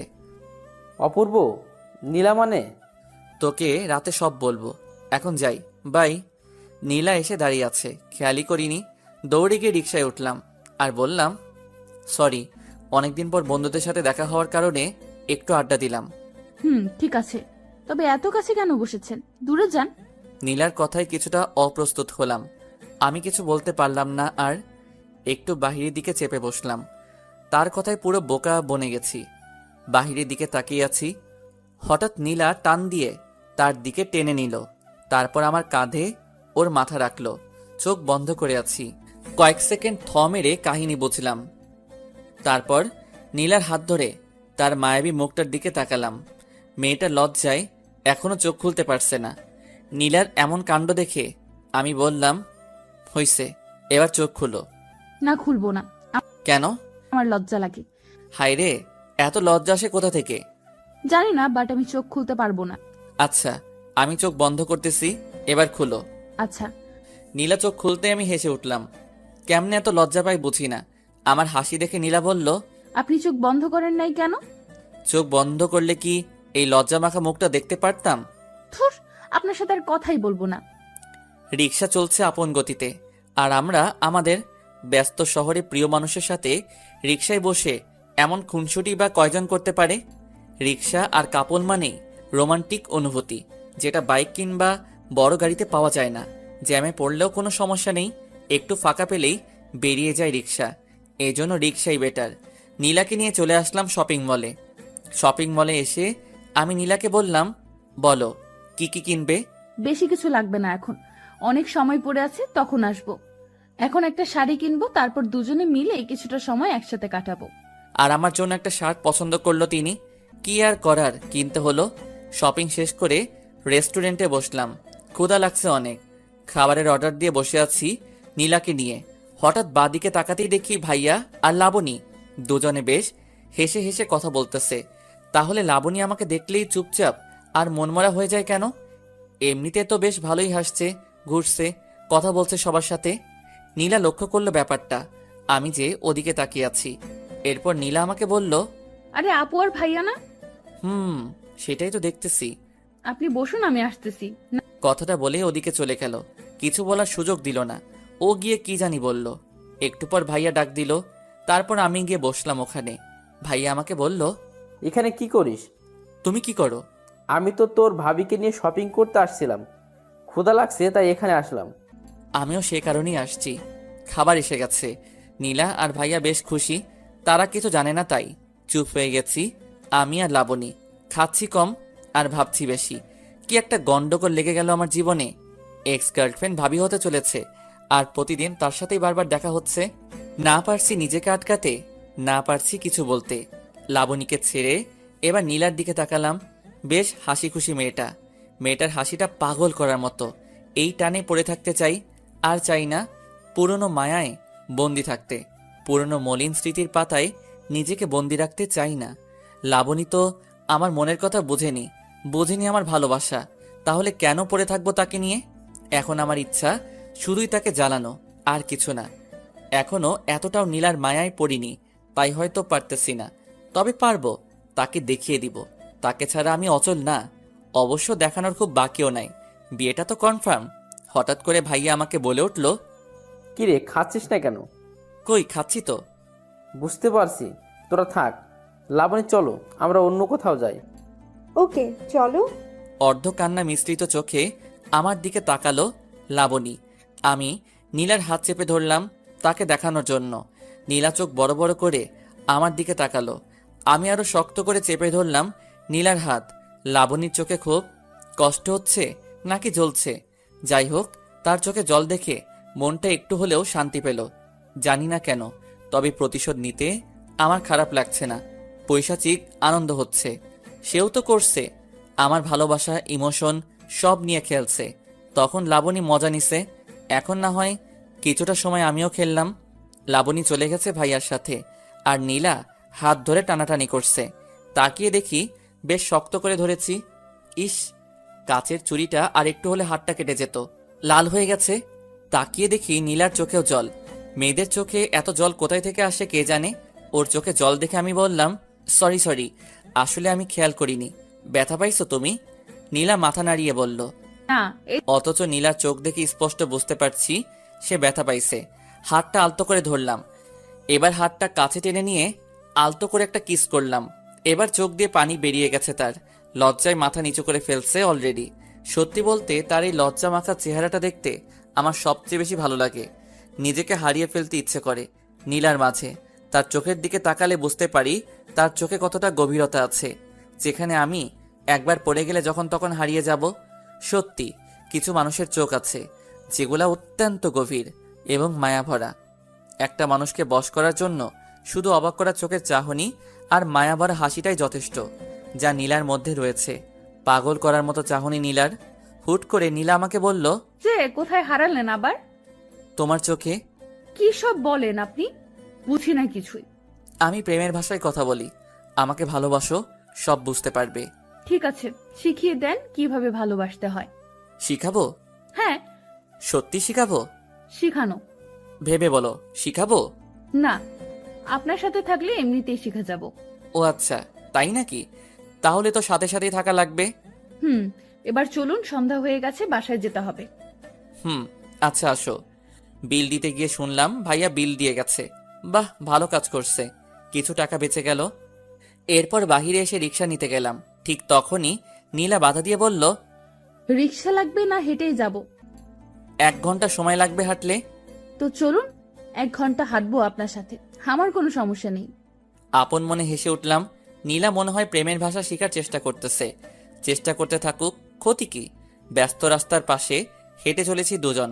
নীলার হাতের সাথে আমার হাতের ছোঁয়া লাগছে বারবার। অনুভব করতেছি তাকে। ভিতরটা কেমন একটা ফিল হচ্ছে, বলে বোঝানো যাবে না। বারবার ছোঁয়া লাগছে কিন্তু হাত ধরছি না। দেখি নীলা কি করে। আমি চাই সে আমার হাতটা ধরুক। এবার হঠাৎ নীলা আমার হাতটা ধরে ফেললো। মাথাটা নিচু করে হাঁটছে নীলা। আমি হাঁটছি উপরের দিকে তাকিয়ে। রাতের আকাশ দেখতেছি আর দুজন হাতে হাত রেখে হাঁটতেছি। সত্যি এইভাবে রাতের আধারে প্রিয় মানুষকে সাথে নিয়ে হাতে হাত রেখে পথ চলাটা খুবই সৌভাগ্য মনে করি। আল্লাহ যেন সেই সৌভাগ্যবান ব্যক্তিদের মাঝে আমাকেও রাখেন, সেই কামনা করি। কতক্ষণ হয়েছে জানি না, দুজনে হাঁটতেছি, এখনো হাত ছাড়িনি। নীলা ছাড়িনি, আমিও ছাড়িনি। ব্যাপারটা কিছুটা এরকম, তুমি না ছাড়লে আমিও ছাড়বো না। মেইন রোডটা ছেড়ে এবার বাসার রাস্তায় হাঁটতেছি। নীলা হাঁটতে পারছে না, একটু পরপর দাঁড়িয়ে পড়ছে। বুঝতে পারলাম কষ্ট হচ্ছে হাঁটতে, তাই আমি বললাম, কি হইছে? পায়ে ব্যথা করছে, হাঁটতে পারছি না। রিক্সা নিব? না, তাহলে? কষ্ট হলেও হাঁটবো আপনার সাথে সারাটা রাস্তা। বাকিটা জীবন তো আপনার সাথেই হাঁটতে হবে। এখন থেকেই না হয় শুরু করে দিই। তুমি অলরেডি প্রেমের ভাষা শিখে গেছো। হয়তো, কিন্তু আমি সত্যিই চাই আপনার সাথে সারা জীবনের বাকি রাস্তাটা পার করতে। এবার আর কোনো কথা না বলে নীলাকে কোলে তুলে নিলাম। পুতুলের মতো মেয়েটা বুকে মাথা রেখে চোখ বন্ধ করে চুপচাপ শুয়ে আছে। লজ্জায় কাঁপছে মেয়েটা, কিছুটা ভয়েও। ভয়ে ভয়ে জিজ্ঞেস করলো, এটা কি করলেন? বাকি রাস্তাটা তো আমার সাথে হাঁটবে। এখন যদি পায়ে ব্যথা করে তাহলে বাকি রাস্তা কিভাবে হাঁটবে? তাই একটু সাহায্য করলাম তোমাকে। মানুষ দেখছে তো। এটা মেইন রোড না, আশেপাশে একটাও মানুষ নেই। তারপরও আমার লজ্জা লাগতেছে। আমি হেঁটে যাব, নামিয়ে দিন আমাকে। লজ্জা লাগলে চোখটা বন্ধ করে থাকো। নীলাও চুপ, আমিও চুপ। নিঃশব্দে হেঁটে চলেছি আমি। আকাশে মেঘ জমেছে, শুধু বৃষ্টি নামাটাই বাকি। তুমি চাইলে বৃষ্টি, মেঘও ছিল রাজি, অপেক্ষা শুধু বর্ষণের। হঠাৎ ঝুম করে বৃষ্টি নেমে গেলে খারাপ হতো না? আজ হঠাৎ বৃষ্টিটাকে খুব মিস করছি। যদি বৃষ্টি নামতো। মনে মনে প্রার্থনা করতেছি যাতে বৃষ্টি নামে। হঠাৎ মেঘের গর্জনে নীলা আমাকে শক্ত করে জড়িয়ে ধরল। তারপর শুরু হলো বৃষ্টি। আল্লাহকে মনে মনে ধন্যবাদ জানালাম। নীলা মেঘের গর্জন শুনে ভয়ে চুপসে গেছে, সেই সাথে অঝরে বৃষ্টি। দুজনে ভিজে একাকার। ইচ্ছে করছে নীলাকে একটা কিস করি, কিন্তু না, বিয়ের আগে কিস করব না। আর তো কয়েকটা দিন, তারপর না হয় একসাথে বৃষ্টিতে ভেজে যাবে। হাজারবার কিস করলেও কোনো বাধা থাকবে না তখন। কিন্তু আজকে না, আজকে নিজেকে সামলাবো যেইভাবেই হোক। নীলা আর আমি দুজনেই ভিজে গেছি। মেয়েটা বৃষ্টিতে ভিজে কাঁপতেছে, ঠান্ডা লাগছে মনে হয়। সামনে একটা চায়ের দোকান, নির্জন রাস্তা। রাতের বেলা খুব কম মানুষই থাকে সেখানে। দোকানে গিয়ে দাঁড়ালাম। নীলা ছাড়ছে না আমাকে। নিচে নামিয়ে দিয়েছি, কিন্তু এখনো শক্ত করে জড়িয়ে ধরে আছে। দোকানে আরেক জোড়া প্রেমিক প্রেমিকা, তারা এক কাপে দুজনে চা খাচ্ছে। কিছুক্ষণ পর আমি নীলাকে বললাম, নীলা, চা খাবে? না, আপনি খান, আমি খাবো না।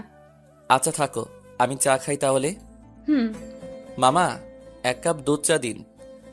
ঝুমঝুম বৃষ্টি আর মামার চা বানানোর টুংটাং শব্দ খারাপ লাগছে না, অন্যরকম অভিজ্ঞতা। চা খেতে খেতে নীলাকে প্রশ্ন করলাম, ঠান্ডা লাগছে না? একটু। ফোনটা বের করে দেখলাম অলরেডি 8টা বেজে গেছে। আকাশকে কল দিলাম। কিরে, কই তুই? সরি ভাই, আমি যেতে পারবো না। তোরা এনজয় কর, আমার কাহিনী বিয়ের দিন বলবো তোকে। কিন্তু আসবি না কেন? একটু প্রবলেমে আছি। কি প্রবলেম? আরে তেমন কিছু না, তোকে বলবো বিয়ের দিন। আচ্ছা। ফোনটা রাখতে একটা গাড়ি এসে দাঁড়ালো দোকানের সামনে। গাড়ির গ্লাস খুলে ভাইয়া ডাক দিল, কিরে, এখানে কি করিস? আরে বৃষ্টির মধ্যে আটকে গেছি। গাড়িতে ওঠ। শালার এই লাবণীর সাথে বারবার দেখা কেন হয়? নীলা এখনো ছাড়েনি আমাকে, আর মনে হয় ছাড়বেও না। এমন একটা ছক কষেছে মাথায়। নীলাকে আবার কোলে তুলে নিলাম। গাড়ির ভিতর থেকে ভাইয়া আর ভাবি, মানে লাবণী, দুজনেই দেখছে ব্যাপারটা। লাবণীর অবস্থা করুন, ওর চেহারাটা দেখে হাসি পাচ্ছে। নীলাকে গাড়িতে নিয়ে বসালাম। এখনো জড়িয়ে ধরে রেখেছে আমাকে। তার এখন লজ্জা লাগতেছে না। ভাই আর তার বড় বোনের সামনে সে আমাকে জড়িয়ে ধরে আছে। এমনিতে তো অল্পতেই লজ্জায় লাল হয়ে যায়। ভাইয়া গাড়ি চালাচ্ছে। হঠাৎ করে সামনে তাকিয়ে দেখি লাবণী গাড়ির ভিতরে গ্লাসটায় তাকিয়ে আমাদেরকে দেখতেছে। দেখুক, তাতে আমার কি? আমি তো ভালোবেসে ফেলছি নীলাকে। নীলা চোখ বন্ধ করে আমাকে জড়িয়ে ধরে আছে, আর ভাইয়া গাড়ি চালাতেই ব্যস্ত। লাবণী আমাদের দেখছে। আমি নীলার কপালে হাত রাখলাম। হালকা জ্বর জ্বর মনে হলো, সারা শরীর ভেজা তার। শার্টটা খুলে নিজ হাতে নীলার মাথা মুছে দিলাম। গ্লাসে তাকিয়ে দেখি লাবণীর চোখে পানি। বৃষ্টির পানি নাকি? বুঝলাম না কিছুই। কাঁদতে থাকুক, মাত্র তো শুরু, আরও অনেক কাঁদতে হবে। সবকিছু শোধ নিব, তারপর দূরে সরে যাব। খেয়াল করলাম নীলা কাঁপতেছে। কি করব কিছুই বুঝতে পারছি না। বাসার সামনে এসে থামলো ভাইয়া। তারপর আমাকে বলল, অপূর্ব, তুই লাবণী আর নীলাকে বাসায় নামিয়ে দিয়ে আয়। আচ্ছা। এই কথা বলে ভাইয়া নেমে গেল। আমি নীলার থেকে নিজেকে ছাড়িয়ে সামনে গিয়ে বসলাম। লাবণী পাশে বসা, নীলা পেছনে। নীলা চোখ বন্ধ করে শুয়ে আছে। মনে হচ্ছে দুইটা আমার, কিন্তু আমি তো একজনকে চাই। আমি তো নীলাকে চাই, লাবণীকে না। আমি সামনে তাকিয়ে গাড়ি চালাচ্ছি। লাবণী অবাক হয়ে তাকিয়ে আছে আমার দিকে। হয়তো ভাবতেছে কিভাবে এতটা কঠোর হলাম, কিন্তু সে তো জানে না তার ছেড়ে যাওয়া আমাকে কতটা কষ্ট দিয়েছে। কষ্ট পেতে পেতে আজ আর তার কষ্ট আমাকে কাঁদায় না। তবে কিছু স্মৃতি আছে যেগুলো মনে পড়লে না চাইলেও চোখে জল চলে আসে। নীলার বাসার সামনে এসে গাড়ি দাঁড় করালাম। তারপর আমি গাড়ি থেকে নেমে গাড়ি আনলক করলাম। লাবণী বের হয়ে বাসার ভিতরে ঢুকে দাঁড়ালো। এবার আমার পালা। নীলাকে আবার কোলে তুলে নিলাম। লাবণী তাকিয়ে দেখতেছে আমাদেরকে। নীলার দিকে তাকিয়ে মুচকি হাসলাম। মেয়েটা লজ্জা পেয়ে আমার বুকে মুখ লুকালো। বাসার ভিতর এসে নীলাকে নামিয়ে দিলাম। তারপর লাবণীকে বললাম, ভাবি, নীলা তো বৃষ্টিতে ভিজছে আর শরীরে হালকা জ্বর জ্বর ভাব, একটু মেডিসিন খাওয়াই দিয়ে ওকে। আচ্ছা। লাবণী দ্রুত ভিতরে ঢুকে গেল। আমিও নীলাকে বিদায় দিয়ে চলে আসলাম। বাসায় এসে ফ্রেশ হয়ে একটু বিশ্রাম নিলাম। রাতে খাবার টেবিলে বসতেই আব্বু প্রশ্ন করলো, দিনকাল কেমন চলে? এই তো আব্বু ভালো। আর আপনার কেমন? আমারও ভালো। দুজনেরই বিয়ে, ওদের ভালো কাটবে না তো কি আমার ভালো কাটবে? আব্বু ওকেও বিয়ে দিয়ে দাও, দিনকাল ওরও ভালো কাটুক, ওর এত কষ্ট আর সহ্য হয় না। থাম সবাই, আমার কথা শোন। আব্বু বলো। বিয়ে তো আর কয়টা দিন বাকি, তো সব কাজ কে করবে? অরিন। আমি মানে? তোর বিয়ের সময় আমরা শোধ করে দিব, ঠিক আছে? আচ্ছা, ডেকোরেশন এর লোক দিয়ে করিয়ে নিব, কিন্তু কাউকে তো সাথে থাকতে হবে, তাই না? কেন, তুমি কি করবা? আমি কি করব? বন্ধুদের সাথে আড্ডা দিব। একটা কাজ করা যায়। কি কাজ? তুমি আর তোমার বন্ধুরা মিলে কাজ করবা, আড্ডাও হবে কাজও হবে। এ তো ভালো কাজ, আমার করতে হবে না। অপূর্ব, তুই বাসা সাজানোর কাজটা দেখবি, আর তুই দেখবি রান্নার দিকটা। আচ্ছা, এটা কোনো কথা হলো? নিজের বিয়েতে নিজেকেই কাজ করতে হবে? দূর, ভাল লাগে না আর। ভাবছিলাম বিয়ের আগে বউকে নিয়ে সেই মজা করব, সেটা আর হলো না। কি আর করার, কাজে লেগে পড়তে হবে 2 দিন পর থেকে। এরপর খাবার খেয়ে রুমে এসে শুয়ে পড়লাম। পরের দিন সকালবেলা ঘুম থেকে উঠে নীলাকে কল দিলাম। রিং হচ্ছে কিন্তু ধরছে না। আল্লাহই জানে কি হয়েছে আবার। কালকে যেরকম ভিজছে বৃষ্টিতে, জ্বর না আসলেই হলো। 3-4 বার কল দিয়েও কোনো রেসপন্স না পেয়ে উঠে ফ্রেশ হলাম। রুমে এসে দেখি ফোনে 2 বার কল করেছিল নীলা। এবার রিং হওয়ার সাথে সাথেই কল ধরলাম। হ্যালো। কই ছিলেন? এই তো ফ্রেশ হলাম। তুমি কই ছিলে? কল দিছিলাম, ধরনি কেন? আমিও ফ্রেশ হলাম। ওহ, আজকে দেখা করতে পারবা? পারবো। তোমার জ্বর কমেছে? না, কালকের মতো হালকা, বেশি না। সমস্যা নাই। মেডিসিন নিবা? লাগবো না। যা বলছি করবা। আর দুপুরে নামাজ পড়ে এসে সরাসরি দেখা করব। ঠিক আছে, লেকের ধারে আসবেন। ওকে। বাই। ফোনটা রেখে আবার ঘুম দিলাম, কিন্তু বেশিক্ষণ ঘুমাতে পারলাম না। আম্মু এসে ডেকে গেছে। খাওয়া হয় নাই এখনো, ভালো লাগতেছে না, তাই খাওয়া হয় নাই। ঘড়িতে তাকিয়ে দেখি 12টা 25 বেজে গেছে। আজান দিতেছে, নামাজে যেতে হবে। তাড়াতাড়ি গোসল করে পাঞ্জাবি পরে বের হয়ে গেলাম। নামাজ শেষ করে লেকের ধারে গেলাম। নীলা আসেনি এখনো, বসে আছি একা একা। ক্ষুধা লাগছে প্রচুর। গতকাল রাতে খাইছি, সকাল থেকে কিছু খাওয়া হয়নি। একা একা বসে থাকতে ভালো লাগতেছে না। অপেক্ষা জিনিসটা এত কষ্ট দেয় কেন কে জানে। তবুও ভালো লাগছে নীলাকে নিয়ে রেস্টুরেন্টে যাব। যেই পরিমাণ ক্ষুধা লাগছে তাতে বেশিক্ষণ না খেয়ে থাকলে মরে যাব মনে হয়। আমি ক্ষুধা সহ্য করতে পারি না। বসে বসে পুকুরে ঢিল ছুটতেছি। নীরব পরিবেশ, মানুষ নাই, নাই কোনো কোলাহল। পানিতে ঢিল ছোড়ার সাথে সাথে শব্দ হচ্ছে। হঠাৎ পেছনে তাকিয়ে দূরে নীলাকে দেখলাম। নীলাকে দেখে নিজের অজান্তেই মুখে হাসি ফুটে উঠল। নীলা আমার পাশে এসে বসলো, হাতে একটা ব্যাগ। জানি না কি আছে ব্যাগের ভিতর। আমার কাছেও একটা জিনিস আছে, গাছের পাশে লুকাই রাখছি। পাঞ্জাবির পকেট নাই। কিছুক্ষণ পর নীলা আমাকে বলে উঠল, পাঞ্জাবিতে আপনাকে ভালো লাগতেছে। তোমাকে শাড়িতে ভালো লাগে। আপনার জন্য একটা জিনিস আনছি। সেটা তো দেখতেই পাচ্ছি, কিন্তু জিনিসটা কি? চোখ বন্ধ করেন। মেরে ফেলবা নাকি? আপনি চোখ বন্ধ করেন, নয়তো দিব না। আচ্ছা ঠিক আছে, বন্ধ করলাম। নাকে বিরিয়ানির গন্ধ পাইতেছি। কৌতূহল কাটিয়ে চোখ খুলে ফেললাম। যা ভাবছি তাই, নীলা বিরিয়ানি রান্না করে আনছে। এরপর আমি বললাম, তুমি কেমনে জানলে বিরিয়ানি আমার প্রিয়? আমি জানি তো, আপুকে জিজ্ঞেস করেছিলাম কি রান্না করব, সে বলল বিরিয়ানি, তাই আর কি রান্না করলাম। লাবণী তো জানে আমার বিরিয়ানি পছন্দ। কত শতবার তার সাথে বসে বিরিয়ানি খাইছি, আজকে তার ছোট বোনের সাথে বসে খাবো। এরপর নীলা আমাকে বলে উঠল, নেন খান। আমি খেতে পারবো না। কেন? তুমি খাইয়ে দিবা। আমি পারবো না। তাহলে আমিও খাবো না। ঠিক আছে, হা করুন। নীলা আমাকে খাইয়ে দিতে শুরু করলো। বিরিয়ানি মুখে দিতেই বলছিলাম এটা লাবণী রান্না করছে। তার হাতের রান্না অনেকবার খাইছি আমি। বিরিয়ানিতে সেই ঝাল বেশি দিবে, আর যখন প্যাকেট করার সময় লেবুর রস দিয়ে অনেকটা টক বানিয়ে ফেলবে। এই স্বাদটা কখনো ভোলা যাবে না। নীলা হেল্প করছে রান্না করতে, কিন্তু ঝাল আর লেবুর রসটা নীলিমা দিচ্ছে। অদ্ভুত একটা স্বাদ, চোখে পানি চলে আসছে। অনেক দিন পর লাবণীর হাতের বিরিয়ানি খেলাম আবার। নীলা আমার দিকে তাকিয়ে বলল, আপনার কি ঝাল লাগছে? পানি আনছো? হ্যাঁ, এই নিন। বোতলটা এগিয়ে দিল নীলা। ধরা পড়ে যাওয়ার আগে নিজেকে সামলে নিলাম। বারবার কেন লাবণীর কথাই মনে পড়ে? নীলাকে তো ভালোবাসি, তাহলে লাবণীর স্মৃতি কেন কাঁদায়? উত্তরটা আমার অজানা নয়, তবুও বারবার বোকার মতো নিজেকেই প্রশ্ন করে বসি। উত্তর তো এটাই হবে যে কিছু মানুষ আছে যাদেরকে একটা সময় অনেক ভালোবাসা হয়, কিন্তু মানুষটা বোঝে না। তখন আমরা অনেক কষ্ট পাই। আস্তে আস্তে কষ্টের মাত্রাটা কমে আসে।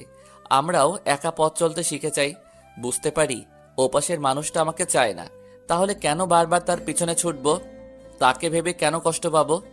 এইভাবে একটা সময় আমাদের ভিতর আর তার প্রতি কোনো ফিলিংস থাকে না, সত্যি কোনো ফিলিংস থাকে না। আর কান্না পাই না তার কথা মনে হলে, বরং হাসি পাই। নিজেকে অনেক বোকা মনে হয়। নিজের কর্মকাণ্ডগুলো, নিজের পাগলামির কথা মনে পড়ে, তখন সত্যি আমরা হাসি। কারণ তখন আমরা নিজেদের নিয়ে ভাবতে শিখে গেছি, বাঁচতে শিখে গেছি একা একা। বাইরে বাইরে আমরা অনেক হ্যাপি, হয়তো ভিতরেও তবে অনেকটা মৃত মানুষের মতো হয়ে যাই। আমরা হাসি, খেলি, বন্ধুদের সাথে ঘুরতে যাই, পার্টি করি, সারাদিন আমরা সব করি, কিন্তু রাত হলে না, সেই মানুষটার কিছু স্মৃতি চোখের সামনে ভেসে ওঠে। তখন কান্না পায় না, দীর্ঘশ্বাস উঠে আসে। ঠিক তখন নিজেকে কি বোঝায় জানেন? আজকে অনেক ক্লান্ত লাগতেছে, ঘুমিয়ে পড়ি। এইভাবেই চলে যায় দিন। কিন্তু এমনও কিছু স্মৃতি আছে যেগুলো মানুষকে কাঁদায়। ঠিক সেই স্মৃতিগুলোর মধ্যে এটা একটা। তাই আমি কাঁদি, তাই তার কথা বারবার মনে পড়ে। হুট করে নীলা আমাকে বলে উঠল, কি ব্যাপার, খাচ্ছেন না কেন? কই, খাইতেছি তো। সেই কখন থেকে দেখতেছি ভাবতেছেন। কি ভাবেন এত? ভাবতেছি কবে এই মেয়েটাকে নিয়ে একসাথে থাকবো, দুজনে মিলে রান্না করব, তারপর খাবো। আমার মনে হচ্ছে এখন না, আরো 1 বছর পর করি। কেন 1 বছর পর কেন? এই 1 বছর প্রেম করব, তারপর বিয়ে। ঠিক আছে, তাহলে আব্বুকে বলি এখন বিয়ে করব না। আরে না, এমনি বলছি। বুঝি বুঝি, সবই বুঝি। কি বুঝেন? এই যে তুই ভয় পাইতেছ 1 বছরে যদি অন্য কারো হয়ে যাই। ঘোড়ার ডিম বোঝেন? ওইটা আবার কি? খাই না পরে? বুঝবেন না, কি করে? বুঝিয়ে বলো। বিয়ের পর বলবো। না, এখন শুনবো। বলছি না, বিয়ের পর বলবো। বলেই রাগী লোক নিয়ে তাকালো। হায় হায়, মেয়ে দেখি রাগও করতে পারে। রাগলে তো দারুণ লাগে নীলাকে। চোখগুলো গোল আলুর মতো হয়ে যায়, বাচ্চাদের মতো লাগে। এরপর আমি নীলাকে বললাম, তুমি রাগও করতে পারো? আমি কি এলিয়েন যে রাগ করতে পারবো না?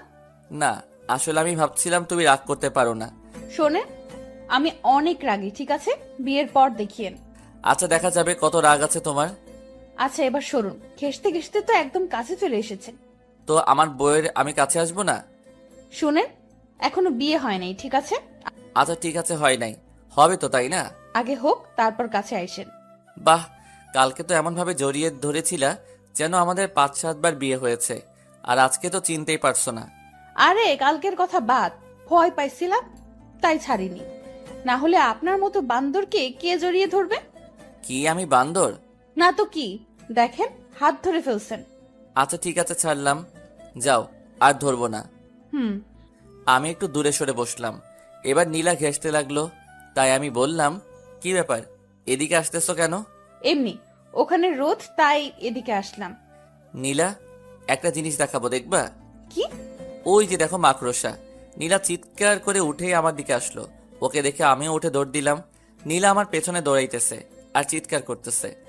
আমি ভাবলাম আমি কেন দৌড়াইতেছি। আমি দাঁড়াতেই নীলা এসে জড়িয়ে ধরলো। তারপর আমি বললাম, নীলা ছাড়ো আমাকে। না, মাকড়সা। আমাদের তো এখনো বিয়েই হয় নাই, জড়িয়ে কেন ধরছো? হয় নাই, হবে তো, তাই না? আগে হোক তারপর ধইর। প্লিজ, আমি ভয় পাই মাকড়সাকে। আরে মাকড়সা নাই তো, আমি এমনি বলছি। না, আছে। আরে দেখো নাই। তার মানে আপনি মিথ্যা বলে আমাকে ভয় দেখাইছেন? মাঝে মাঝে একটু একটু মিথ্যা বললে কিছু হয় না। আপনি থাকেন, আমি গেলাম। আরে ওষুধগুলো নিয়ে যাও। নীলা ওষুধগুলো নিয়ে দ্রুত হেঁটে চলে গেল। পেছন থেকে তার চলে যাওয়া দেখতে লাগলাম। বেশ রাগী মেয়েটা। প্রথমে তো ভাবছিলাম শান্তশিষ্ট ভদ্র একটা মেয়ে, এখন তো দেখি পুরা উল্টা, রাগের ডিব্বা একটা। আমি একটা রিক্সা নিয়ে নীলার পিছনে পিছনে যেতে লাগলাম। মামাকে বললাম আস্তে চালাতে। মামাও বুঝে ফেললো ব্যাপারটা, আস্তে আস্তে রিক্সা চালাতে লাগলো। নীলা একটু পর পর পিছনে তাকিয়ে দেখছে। আমি বললাম, এই যে মিস, রিক্সায় ওঠেন। এভাবে আর কতক্ষণ হাঁটবেন? আপনার সাথে যাব না আমি, আপনি একাই যান। সত্যি যাবে না? না। এই মামা, জোরে টানো তো, একাই যাব। হঠাৎ নীলা রিকশায় উঠে বসলো, মাঝখানে ব্যাগ দিয়ে রাখছে। দুবার ব্যাগ সরানোর চেষ্টা করলাম, কিন্তু সফল হতে পারিনি। প্রতিবার হাত সরিয়ে দিছে। বুঝলাম রাগ করছে। এখন রাগ কিভাবে ভাঙাবো? দেখি হাত ধরে রাগ ভাঙে কিনা। নীলার হাত ধরতেই ঝটকা মারলো। এরপর আমি নীলাকে বললাম, এরকম কেন করতেছো? তো কিরকম করব? এই সামান্য বিষয় নিয়ে এই রিয়েক্ট? ওকে মামা, রিক্সা থামাও। রিক্সা থেকে নেমে ভাড়াটা দিয়ে বললাম, উনি যেখানে যেতে চায় সেখানে নামিয়ে দিও। বলেই সামনের গলি দিয়ে হাঁটতে লাগলাম। সন্ধ্যা হয়ে গেছে। বাসায় আসতে আসতে বাসায় এসে ফোনটা অফ করলাম। রাগ হইতেছে প্রচুর। সামান্য বিষয় নিয়ে কেউ এত রিয়েক্ট করে? যাই হোক, 2 দিন আর ফোন অন করব না। সারা রাত ফোনটা বন্ধ করে রাখলাম। পরের দিন ঘুম থেকে উঠে ফোন অন করে দেখি অনেকগুলো মিসড কল। নীলা কল দিয়েছিল, এর মধ্যে আবার লাবণীর কলও আছে দেখতেছি। লাবণীর নাম্বারে কল ব্যাক করলাম। একটু পর কলটা রিসিভ করল আর বলল, হ্যালো। হ্যাঁ কল দিছিলেন? হুম। কেন? এমনি একটা কথা বলার ছিল। কি কথা বলেন? আসলে আমি চাই না তুমি নীলাকে বিয়ে করো। কেন? জানি না, আমি মেনে নিতে পারছি না তোমাদের। তুমি প্লিজ বিয়েটা করবে না? তুমিও তো আমার ভাইকে বিয়ে করতেছো, আমি কি কিছু বলছি? দেখো সবকিছু ফাইনাল, আর আমিও নীলাকে ভালোবাসি আর ওকেই বিয়ে করব। কিন্তু অপূর্ব, আমি তুমি আমার ভাবি। অপূর্ব, মাফ করা যায় না আমাকে? কিসের জন্য? তোমাকে কষ্ট দিয়েছিলাম এই জন্য। ভাবি, এটা কোনো কথা বললেন? সে কবে কি হয়েছে সেটা নিয়ে এখনো পড়ে আছেন? আমি ওইসব ভুলে গেছি অনেক আগেই। তুমি বিয়েটা করো না প্লিজ। ফোন রাখুন, নীলা কল দিতেছে। কলটা কেটে দিলাম আর লাবণীর নাম্বারটা ব্লক লিস্টে রেখে দিলাম। ও এরকম করলে হয়তো সত্যি বিয়েটা করা হবে না, রিস্ক নিতে চাই না কোনো। এরপর নীলাকে কল দিলাম। কি হয়েছে, কল দিয়েছো কেন? ফোন বন্ধ ছিল কেন? চার্জ ছিল না। মিথ্যে কথা। মিথ্যা কেন বলবো? কারণ রাগ করে আছেন তাই। রাগ তো তুমি করে আছো, আমি না। হ্যাঁ, আমি রাগ করেছিলাম, কিন্তু পরে আবার আপনি রাগ করেছেন। তো কল দিছো কেন ওইটা বলো। ভালোবাসি তাই। কালকে মামার সামনে রিকশায় বুঝিয়ে দিছো কতটা ভালোবাসো। আরে তখন তো রেগেছিলাম তাই। ভালো করছো। আচ্ছা রাখি, আমি পরে কথা হবে। না, এখন কথা বলবো। ব্রাশ করব। পরে। আগে ভালোবাসি বলবেন তারপর। পারবো না। তার মানে আপনি আমাকে ভালোবাসেন না? জানি না। ঠিক আছে, যান, রাখেন। কথা বলতে হবে না, বাই। ভালোবাসি। কাকে? আপনাকে। কি? আপনার মাথা। শোনো, আজকে রাতে তোমার বাসায় যাব আমি। কেন? একটা কাজ আছে। কি কাজ? যখন যাব তখন দেখে নিও। না, এখন বলতে হবে। আরে বলা যাবে না এখন, সারপ্রাইজ হিসেবে থাকুক। তো কখন আসবেন? সবাই যখন ঘুমাতে যাবে তখন। কেন? সবাই ঘুমানোর পর কেন? বুঝো না কেন? না, কেন বলেন? সারাদিন আর কথা হবে না, যা হওয়ার রাতে। বাই, রাখলাম। ফোনটা কেটে দিয়ে অফ করে ফেললাম। একটু ভয় ভয় থাকুক, দেখুক কেমন লাগে, বাকিটা রাতে হবে। সারাদিন ফোন বন্ধ করে রাখলাম। রাখি একটু চিন্তায়, তারপর হুট করে সারপ্রাইজটা দিয়ে দিব। সন্ধ্যা হতে সব অ্যারেঞ্জমেন্ট করে ফেললাম। তারপর আস্তে আস্তে পা বাড়ালাম নীলার বাসার দিকে। ওর বাসার সবাই জানে যে এসব আমি করছি, ওরাও হেল্প করছে। শুধু নীলা জানে না। আমি নীলার বাসায় গিয়ে চুপ করে ওর রুমের ভিতর ঢুকে পড়লাম। গিয়ে লুকিয়ে পড়লাম ওর খাটের নিচে। কি করব, আর কোনো জায়গা নাই লুকানোর মতো। 8টা বেজে গেছে, নীলা আসেনি এখনো। কিছুক্ষণ পর নীলা আসলো, এসে বিছানায় বসলো। আমি চুপচাপ বসে আছি, নড়াচড়া করলাম না।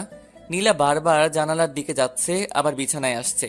বিছানার নিচে এত কামড়ে সব লাল বানায় দিল। তারপরেও দাঁত চেপে বসে আছি। ওখানে কতক্ষণ ছিলাম মনে নেই। হঠাৎ ঘুমিয়ে গেলাম। ঘুম ভাঙতে দেখি লাইট অফ। ফোনের দিকে তাকিয়ে দেখি 11টা 49 বাজে, আর নীলার কল আসছিল অনেকগুলো। ভাগ্যিস ফোনটা সাইলেন্ট করা ছিল, নইলে ধরা খেয়ে যেতাম। আস্তে আস্তে খাটের নিচ থেকে বের হয়ে আসলাম। ডিম লাইটের আলোয় মেয়েটা ঘুমাচ্ছে। আমি লাইটটা অফ করে দিলাম। তারপর জানালার পর্দাটা সরিয়ে দিতেই চাঁদের আলো এসে পড়ল নীলার মুখের উপর। কেমন যেন নীল সাদা একটা আবরণ। অদ্ভুত সুন্দর লাগছে নীলাকে। আমি ওর পাশে বসে এমন মায়াভরা একটা মুখ দেখতে পারবো ভাবিনি কখনো। আমার জন্য এটা উপরই পাওয়া। ফোনের দিকে আবার তাকালাম, দেখে 11টা 56 বাজে। না, আর দেরি করা উচিত হবে না। নীলা গভীর ঘুমে আছে। আরও একটু সতর্কতার জন্য আরেকটু চেক করে নিলাম। না, সত্যিই ঘুমিয়ে গেছে। নীলাকে কোলে তুলে নিলাম। আস্তে আস্তে মেয়েটা নড়ে উঠল। এত কম ওজন হবে ভাবিনি। খুব সহজেই কোলে তুলে ফেললাম। ভালো হয়েছে, বিয়ের পর যখন কোলে নিব তখন আর প্রবলেম হবে না। নীলাকে নিয়ে ছাদে উঠলাম। লাবণী ছাড়া সবাই ছাদে আছে। নীলাকে নিয়ে এই অবস্থায় গিয়ে বেশ লজ্জার মধ্যে পড়ে গেলাম। আমি ভাবছিলাম এখনো কেউ আসেনি, কিন্তু এখানে তো সবাই আছে। দূর, কি যে করি না আমি। এরপর আমি বললাম, আসলে ও ঘুমিয়ে আছে তো তাই। ঠিক আছে, সমস্যা নেই। ওর রাত 12টা 1 বাজতেই সবাই চিৎকার দিয়ে বলে উঠল, হ্যাপি বার্থডে প্রিন্সেস নীলা। মেয়েটা ভয় পেয়ে আমাকে জড়িয়ে ধরে আছে। আমি কি করব বুঝতে পারছি না। অবস্থা স্বাভাবিক হতেই নীলা আমাকে ছেড়ে দিল, তারপর কেক কাটলো। এরপর আমি বললাম, ভাবিকে দেখছি না যে? মাথা ব্যথা করতেছে তাই ঘুমিয়ে গেছে, ওকে আর ডাকিনি। ও, কিছুক্ষণ পর সবাই চলে গেল, শুধু আমি আর নীলা আছি। নীলা দৌড়ে এসে আমাকে জড়িয়ে ধরলো, তারপর মারতে লাগলো আমাকে। নীলার এমন কাণ্ড দেখে আমি বললাম, এ কি, মারছো কেন? তো কি করব, আপনি অনেক পচা। কেন, আমি আবার কি করলাম? জানেন কতটা টেনশনে ছিলাম। আর আব্বুর সামনে এসব কি? কোন সব? ওই যে কোলে করে আনলেন কেন? তুমি কিভাবে জানলে? ওয়েট, তুমি কি জেগেছিলে? জেগেছিলাম। যখন কোলে তুললেন তখন ঘুম ভেঙে গেছিল। তার মানে তুমিও খেলছো? তো আপনি এত সব করলেন, আমি কি শুধু চুপ করে শুয়ে থাকতে পারবো না? আর আমার তো ভালোই লাগতেছিল। মানে কি?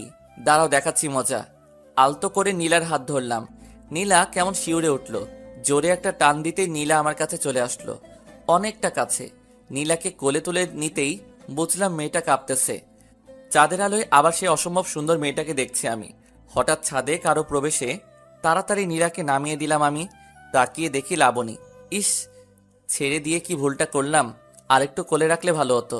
লাবণী দেখলে ভালোই হতো, বেশ জ্বলতো। এরপর লাবণী এসে বলল, কি হচ্ছে এখানে এসব? আপু কিছু না। চুপ, তুই রুমে যা। কিন্তু যেতে বলছি যা। অপূর্ব, কি হচ্ছে এসব? কি হবে, একটু প্রেম করছিলাম আর কি। আমি বলছিলাম বিয়েটা না করতে, আর তুমি কি করছো? দেখো, বিয়ে করা না করা আমার পার্সোনাল ব্যাপার। এখন তুমিও তোমার বোন যদি ইচ্ছে করো তাহলে বিয়েটা ভেঙে দিতেই পারো, তবে আমি তোমাকে বিয়ে করব না। আমি নীলাকে ভালোবেসে ফেলেছি আমি। অপূর্ব, মনে পড়ে কি এমন একটা রাত আমাদের কাটানোর কথা ছিল? তুমি বলেছিলে কোনো এক বার্থডে এভাবে উইশ করবে। ভুলে গিয়েছো সব কিছু? ভুলিনি বলেই আমার ইচ্ছাটা পূরণ করে নিলাম, শুধু মানুষটা ভিন্ন। আর এসব কথা ব্রেকআপের সময় মনে ছিল না? ব্রেকআপের পর তো একদিনও জিজ্ঞেস করনি কেমন আছি আমি। তখন তো একবারও এসব কথা মনে হয় নাই, তাহলে এখন কেন? তখন অগোছালো ছিলাম তাই। লাবণী চুপ করে দাঁড়িয়ে আছে, বুঝলাম কাঁদতেছে মেয়েটা। আমিও কিছু বলবো না, আর যা সত্যি সেটাই বলেছি। কেঁদে কি লাভ? বুঝতে পারলাম না তারও তো বিয়ে হচ্ছে। আমার জ্বলে না, তাহলে তার কেন জ্বলে? বুঝি না এমন কেন মেয়েরা। লাবণীর ওপর আমার খুব রাগ আর বিরক্ত লাগতেছে, তাই ছাদের কোণে গিয়ে একটা সিগারেট ধরালাম। লাবণীর এতেও জ্বলে, প্রশ্ন করে উঠল, সিগারেট কেন খাচ্ছো? এমনি। এর কারণও কি তোমাকে বলতে হবে নাকি?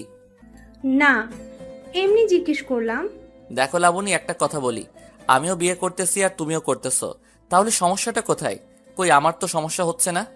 জানি না, কিন্তু তুমি অন্য কারো হয়ে যাচ্ছ, এটা আমি মেনে নিতে পারছি না।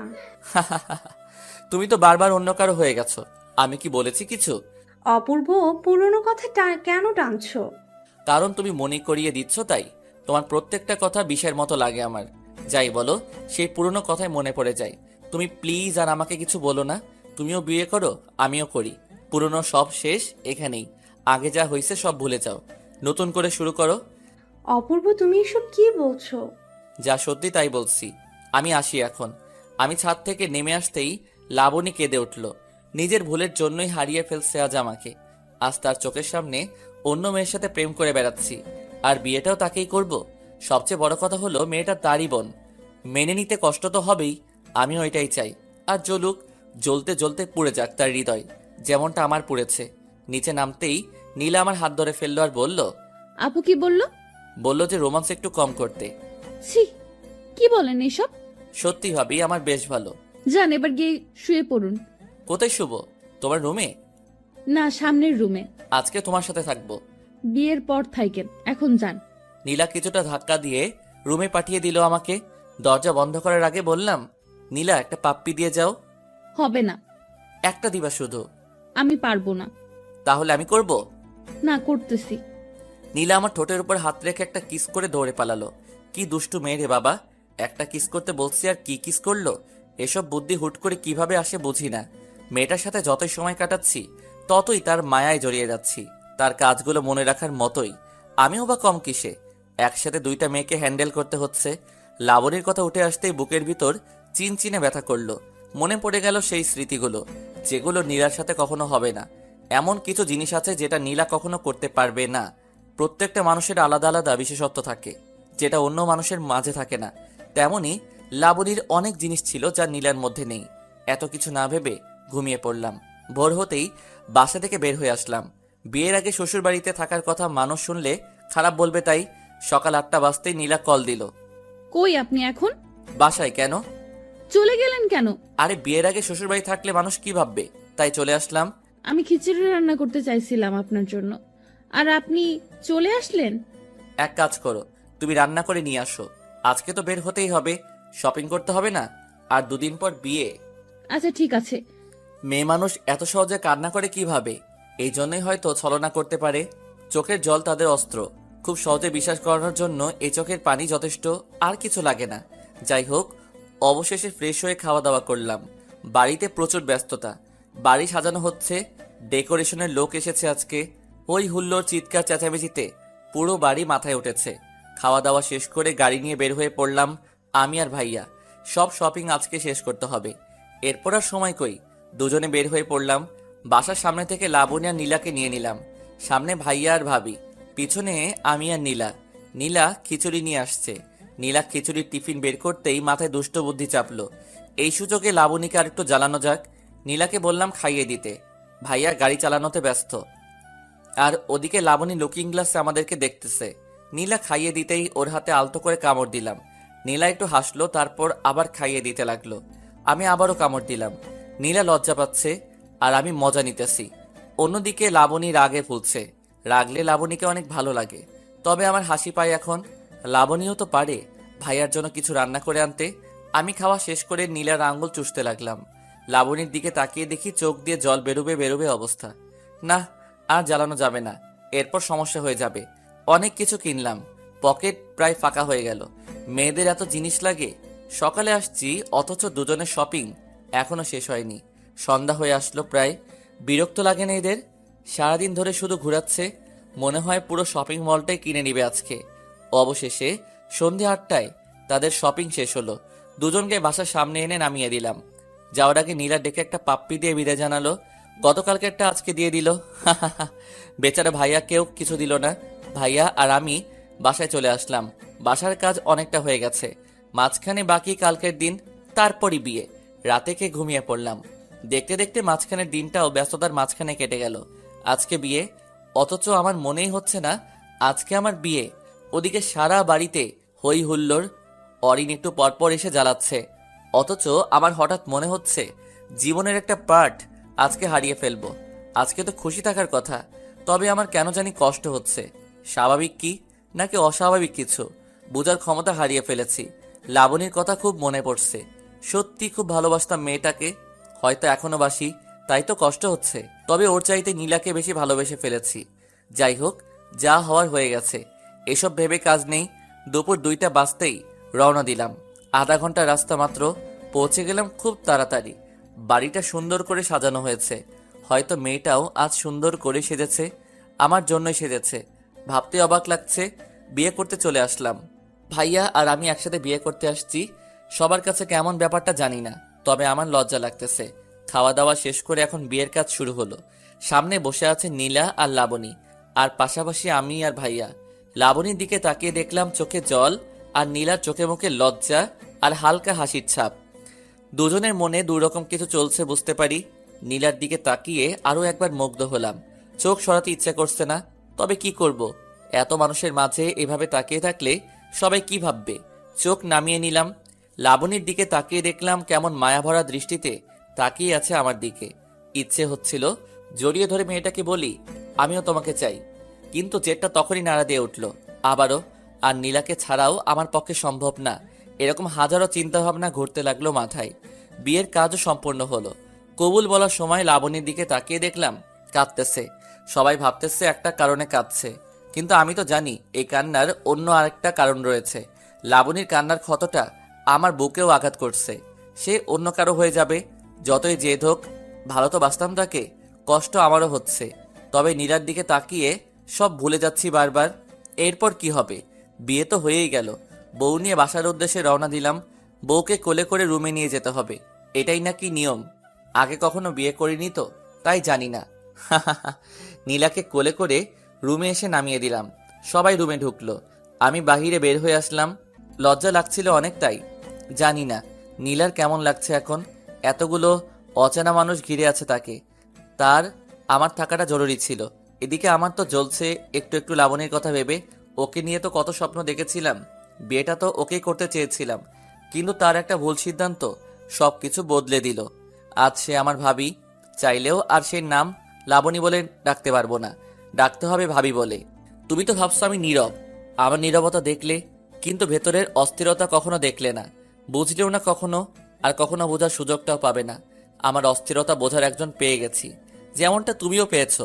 ভাইয়া তোমাকে অনেক ভালোবাসবে, অনেক, সবার থেকেও তুমি।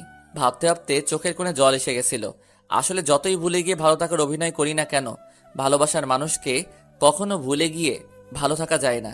যেটা শুধুই অভিনয়, আর এই অভিনয়ের ভালো থাকার উপরেই অনেক মানুষ বেঁচে আছে। অনেক সত্য চাপা পড়ে যাচ্ছে এই অভিনয়ের ভালো থাকার উপর। আমার সত্যিটাও চাপা পড়ে গেছে। কেউ জানে না আমি লাবণীকে ভালোবাসতাম। সবাই বের হয়ে যেতেই বন্ধুগুলো আসলো, এসেই রুমে ঢুকিয়ে দিল। রাত প্রায় 12টা বেজে গেছে।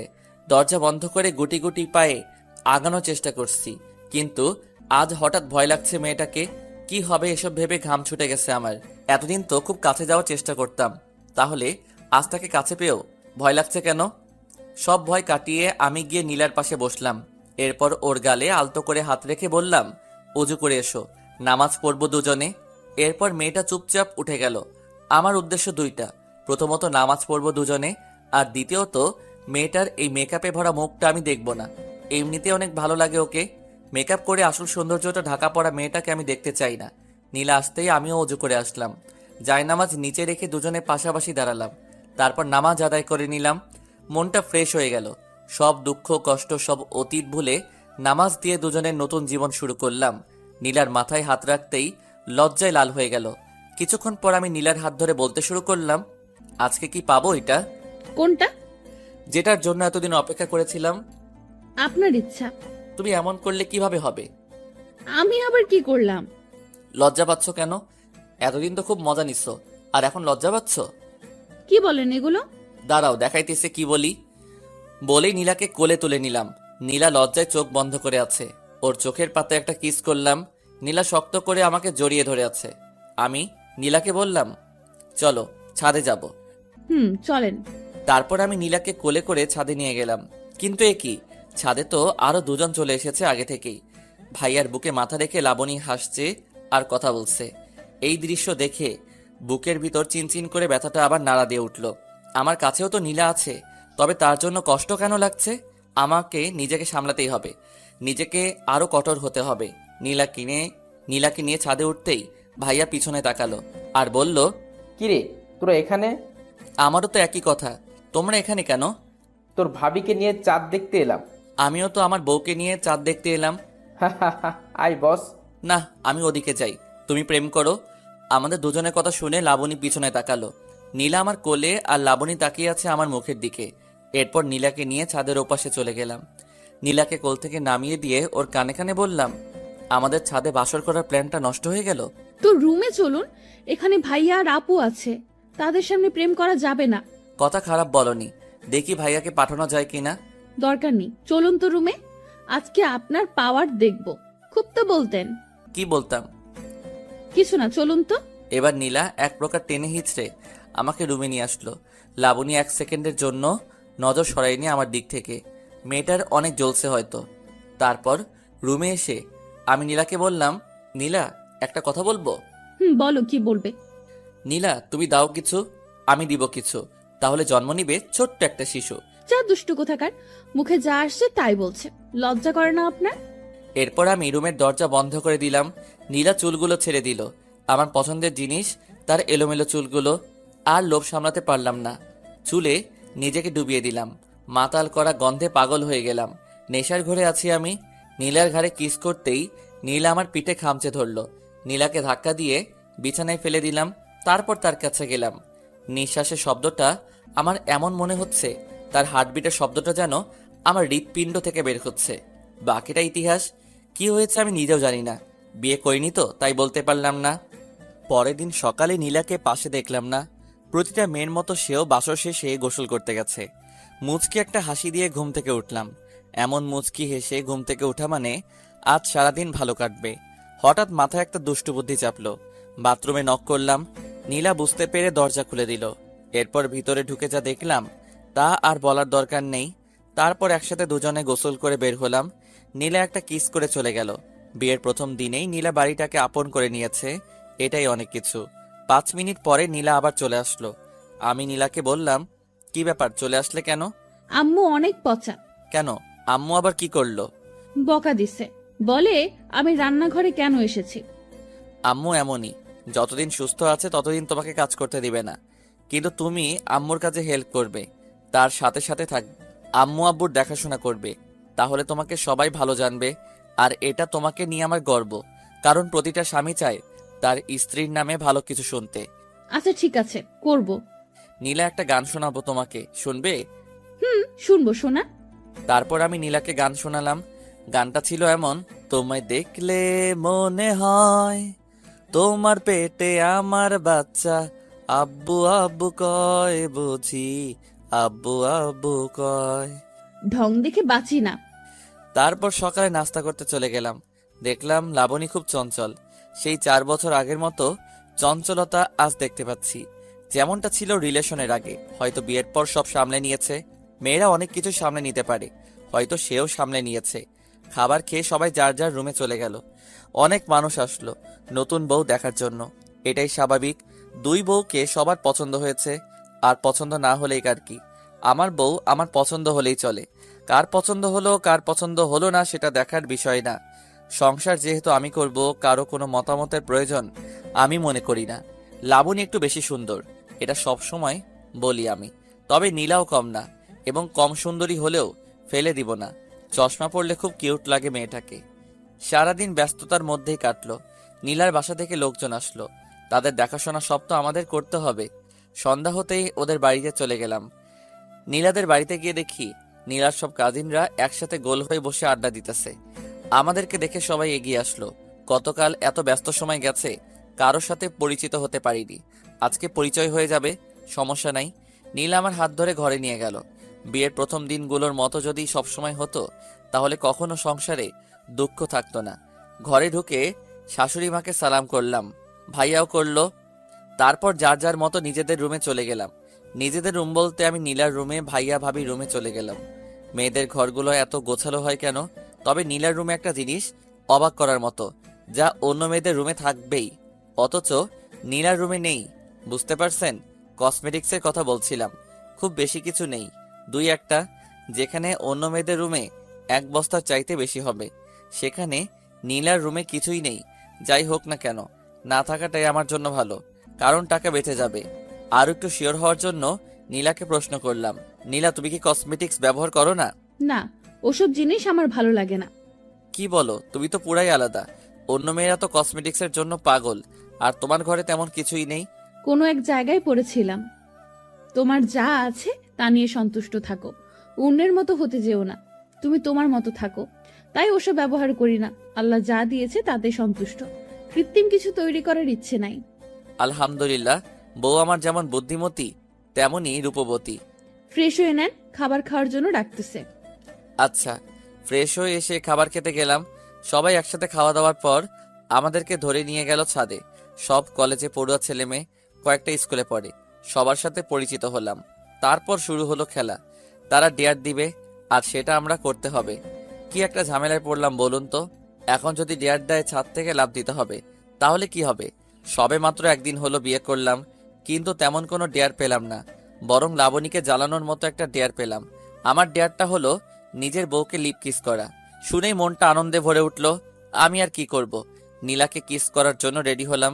যদিও সবার সামনে লজ্জা লাগতেছে, তবুও লাবণীকে জ্বালানো যাবে, সেটা ভেবেই নীলার ঠোঁটের কাছে চলে গেলাম। আলতো করে একটা চুমু খেলাম। নীলা লজ্জা পেয়ে চলে গেল, আমিও উঠে আসলাম। লাবণী যে তাকিয়েছিল সেটা বেশ ভালো করে লক্ষ্য করছি আমি। মেয়েটাকে জ্বালাতে এত ভালো লাগে কেন কে জানে। যাই হোক, রুমে এসে দেখলাম নীলা বিছানায় শুয়ে আছে। আমি কাছে গিয়ে বললাম, কি হলো, চলে আসলে কেন? তাহলে কি করব? সবাই অপেক্ষা করছে যে। আমি যাব না আর।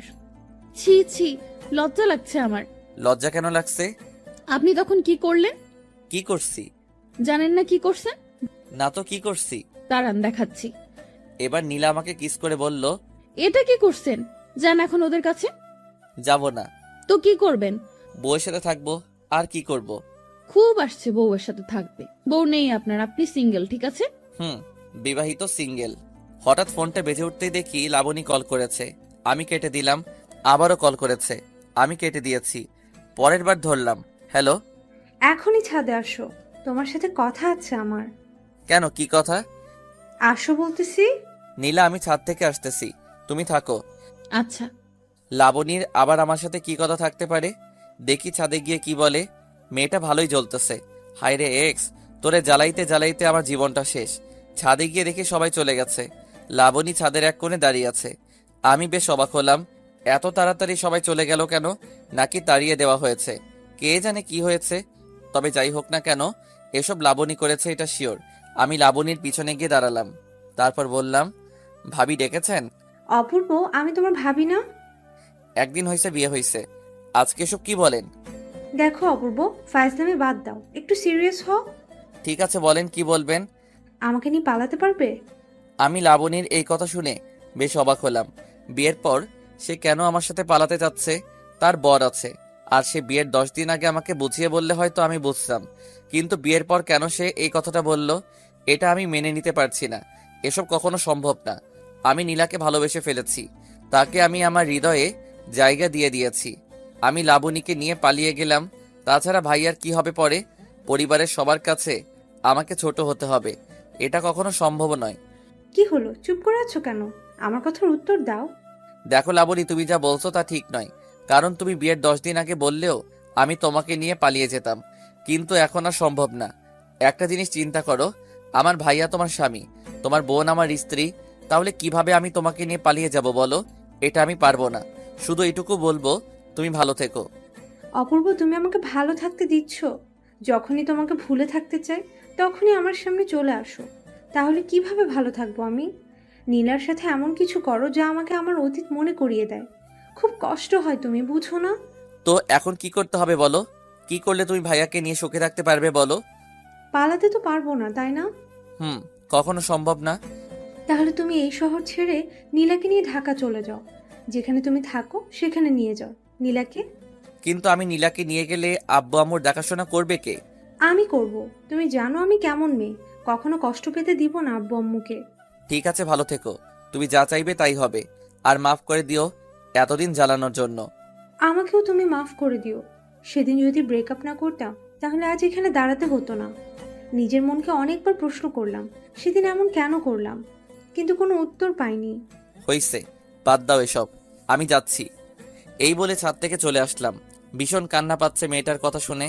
খুব ভালোবাসতাম মেয়েটাকে। সারাদিন যাই করি না কেন, দিন শেষে ভাবতাম মেয়েটা ঠিক আছে তো। কেটে গেল আরো কয়েকটা দিন। গতকালকে বিয়ের সব ঝামেলা শেষ হয়েছে। ভাবছি আজ সন্ধ্যায় ঢাকায় চলে যাব। কাউকে কিছু বলিনি, এমনকি নীলাও জানে না। এই কয়দিনে লাবণীকে আর ডিস্টার্ব করিনি, সবকিছু চুপচাপ।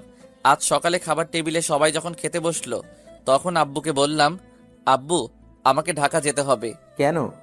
আমার ছুটি শেষ, তাই। কিন্তু আরো কয়েকদিন তো বাকি ছিল। হ্যাঁ, জরুরি কাজ পড়ে গেছে, তাই যেতে হবে। আমি ভাবছিলাম তুই আমার জায়গা নিজে কাজ করবি। আব্বু, ভাইয়া আছে, ভাইয়া করবে, আমাকে যেতেই হবে। আচ্ছা যা, আমি আর কি বলবো। তা বৌমাকে নিয়ে যাবি না রেখে যাবি? নিয়ে যাব ভাবছি। এখন তোমরা যা বলবা তাই হবে। নিয়ে যাওয়াটা ভালো হবে। তুই সেখানে একা থাকবি, এখানে বৌমা একা থাকবে। তার চাইতে নিয়ে যা, সেটাই ভালো হবে। আচ্ছা ঠিক আছে আব্বু। কবে যাবি ভাইয়া? এই তো আজকে সন্ধ্যায়। ও, লক্ষ্য করলাম নীলা আর লাবণী আমার দিকে তাকিয়ে আছে। নীলা আমার কথায় অবাক হওয়ার কথা, কারণ নীলা কিছুই জানে না। তবে লাবণী কি ভাবতেছে সেটাও আমি জানি। লাবণী ভাবতেছে ছেলেটাকে আমি বললাম আর ও সব মেনে নিল। আসলে আমি এমনই। ও এই পর্যন্ত যত করেছে সব আবদারগুলো আমি রেখেছি, শুধু অন্যায় আবদারগুলো বাদে। সন্ধ্যা হলেই ফিরে যাব ঢাকায়, আর থাকবো না এখানে। রেখে যাব সব স্মৃতি। রুমে আসতেই নীলা আমাকে বলল, আমরা কেন যাব? এখানেই তো ভালো আছি। সবাই একসাথে কত আনন্দ করি, কত মজা হয় সবার সাথে থাকতে। আমি নীলার হাতটা ধরে একটা চুমু খেয়ে বললাম, নীলা, আমাদের ঢাকা যাওয়াটা খুব দরকার, তুমি না করো না প্লিজ। ঠিক আছে, সব আপনার ইচ্ছা। লাবণীর সাথে সারাদিনে আর দেখা হয়নি, হয়তো আর কথা হবে না। সন্ধ্যা হয়ে গেছে, সবকিছু গুছিয়ে নিয়েছি, এবার রওনা দিতে হবে। আজই শেষ হবে লাবণী নামক কালো অধ্যায়টা। তার কথাতেই লাবণীর চোখে স্পষ্ট পানি দেখতে পাচ্ছি আমি। কেউ বুঝতে না পারলেও আমি অন্তত বুঝি, সে চোখের জল লুকিয়ে রাখার চেষ্টা করছে। কোনো এক কারণে আজ আমার হৃদয়টা ক্ষতবিক্ষত, পরাজিত সৈনিকের মতো আত্মসমর্পণ করে নিয়েছি। আজ মনে হচ্ছে লাবণীকে বিয়ে করে নিলেও পারতাম। মেয়েটাকে ভালোবাসতাম খুব। গাড়ি ছেড়ে দিয়েছে, চলতে লাগলো আপন মনে আপন ঠিকানায়। চোখের সামনের মানুষগুলো দূরে সরে যাচ্ছে, স্পষ্ট হয়ে যাচ্ছে সবকিছু। নীলা আমার কাঁধে মাথা রেখে চোখ বন্ধ করে আছে। মেয়েটা নিষ্পাপ, তাই তো তার ভালোবাসা রক্ষা করতে চলে আসলাম লাবণী নামক অন্ধকার জগৎ থেকে। সত্যি আজ থেকে শেষ হয়ে গেল লাবণী নামক অন্ধকার জগৎটা। এক্স নামক কালো ছায়াটা আর পারবে না অন্ধকার করতে আমাদের জীবন। তবুও সে ছিল, আছে আর থাকবে ভাবি হয়ে। তার কথা ভেবে লাভ নাই। সময় নিজের আপন গতিতে চলে, আর অপূর্ব সেই সময়কে প্রাধান্য দিয়ে যুগের সাথে তাল মিলিয়ে চলতে পছন্দ করে। সো অতীত ব্রেকআপ। এতদিন লাবণীর কারণে নীলাকে খুব ভালোবাসতে পারিনি, এখন আর কোনো সমস্যা নাই। জগৎটা শুধু আমার আর নীলার, হারিয়ে যাব দুজন দুজনার মাঝে। অবশেষে ঢাকায় পৌঁছে গেলাম। বাসায় আসার পর নীলা আমাকে বলল, এই যে অপূর্ব, বলো। আজ দেখবো তোমার কত জোর। মানে? বুঝো না, ফিডার খাও। এই কথাটা বলে নীলা আমাকে ধাক্কা দিয়ে খাটের উপর ফেলে দিল। এরপর আমাকে খাটের উপর ফেলে দিয়ে জড়িয়ে ধরলো। আমি নীলাকে বললাম, এই কি করছো? দেখো না তুমি কি করছি। কি? আজকে তোমাকে এত আদর করব, কোনো ঘাটতি রাখবো না। ও আচ্ছা তাই? হুম। এই বলে আরো জোরে চেপে ধরলো আমায়, আর চুমু খেতে লাগলো নীলা। আর নিজেকে কন্ট্রোল করতে পারলাম না, আমিও নিচে থেকে উঠে নীলাকে চেপে ধরলাম। এতক্ষণ নীলা উপরে আর আমি নিচে ছিলাম। এরপর নীলা আমাকে বলল, এই কি করছো? তুমি যেটা করছো আমিও তাই করছি। লজ্জায় লাল হয়ে গেছে নীলা। এবার আমিও চুমু খেতে শুরু করলাম। এইভাবে চুমু খাবার পর চলে গেলাম অন্য জগতে, যেই জগতে আমি আর নীলা ছাড়া কেউ নেই। এরপর কি হলো তা আমি নিজেও জানি না। লাবণীর কথা এখন আর মনে পড়ে না।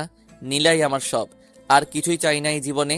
দীর্ঘ 2 বছর পর আজ আমাদের ঘর আলোকিত করে এসেছে এক রাজকন্যা। আমি জানি আমি কোনো রাজা নই, কিন্তু আমি রাজা না হলেও আমার ঘরে এক রানী ও রাজকন্যা রয়েছে। ভাইয়ারও একটা ছেলে সন্তান হয়েছে।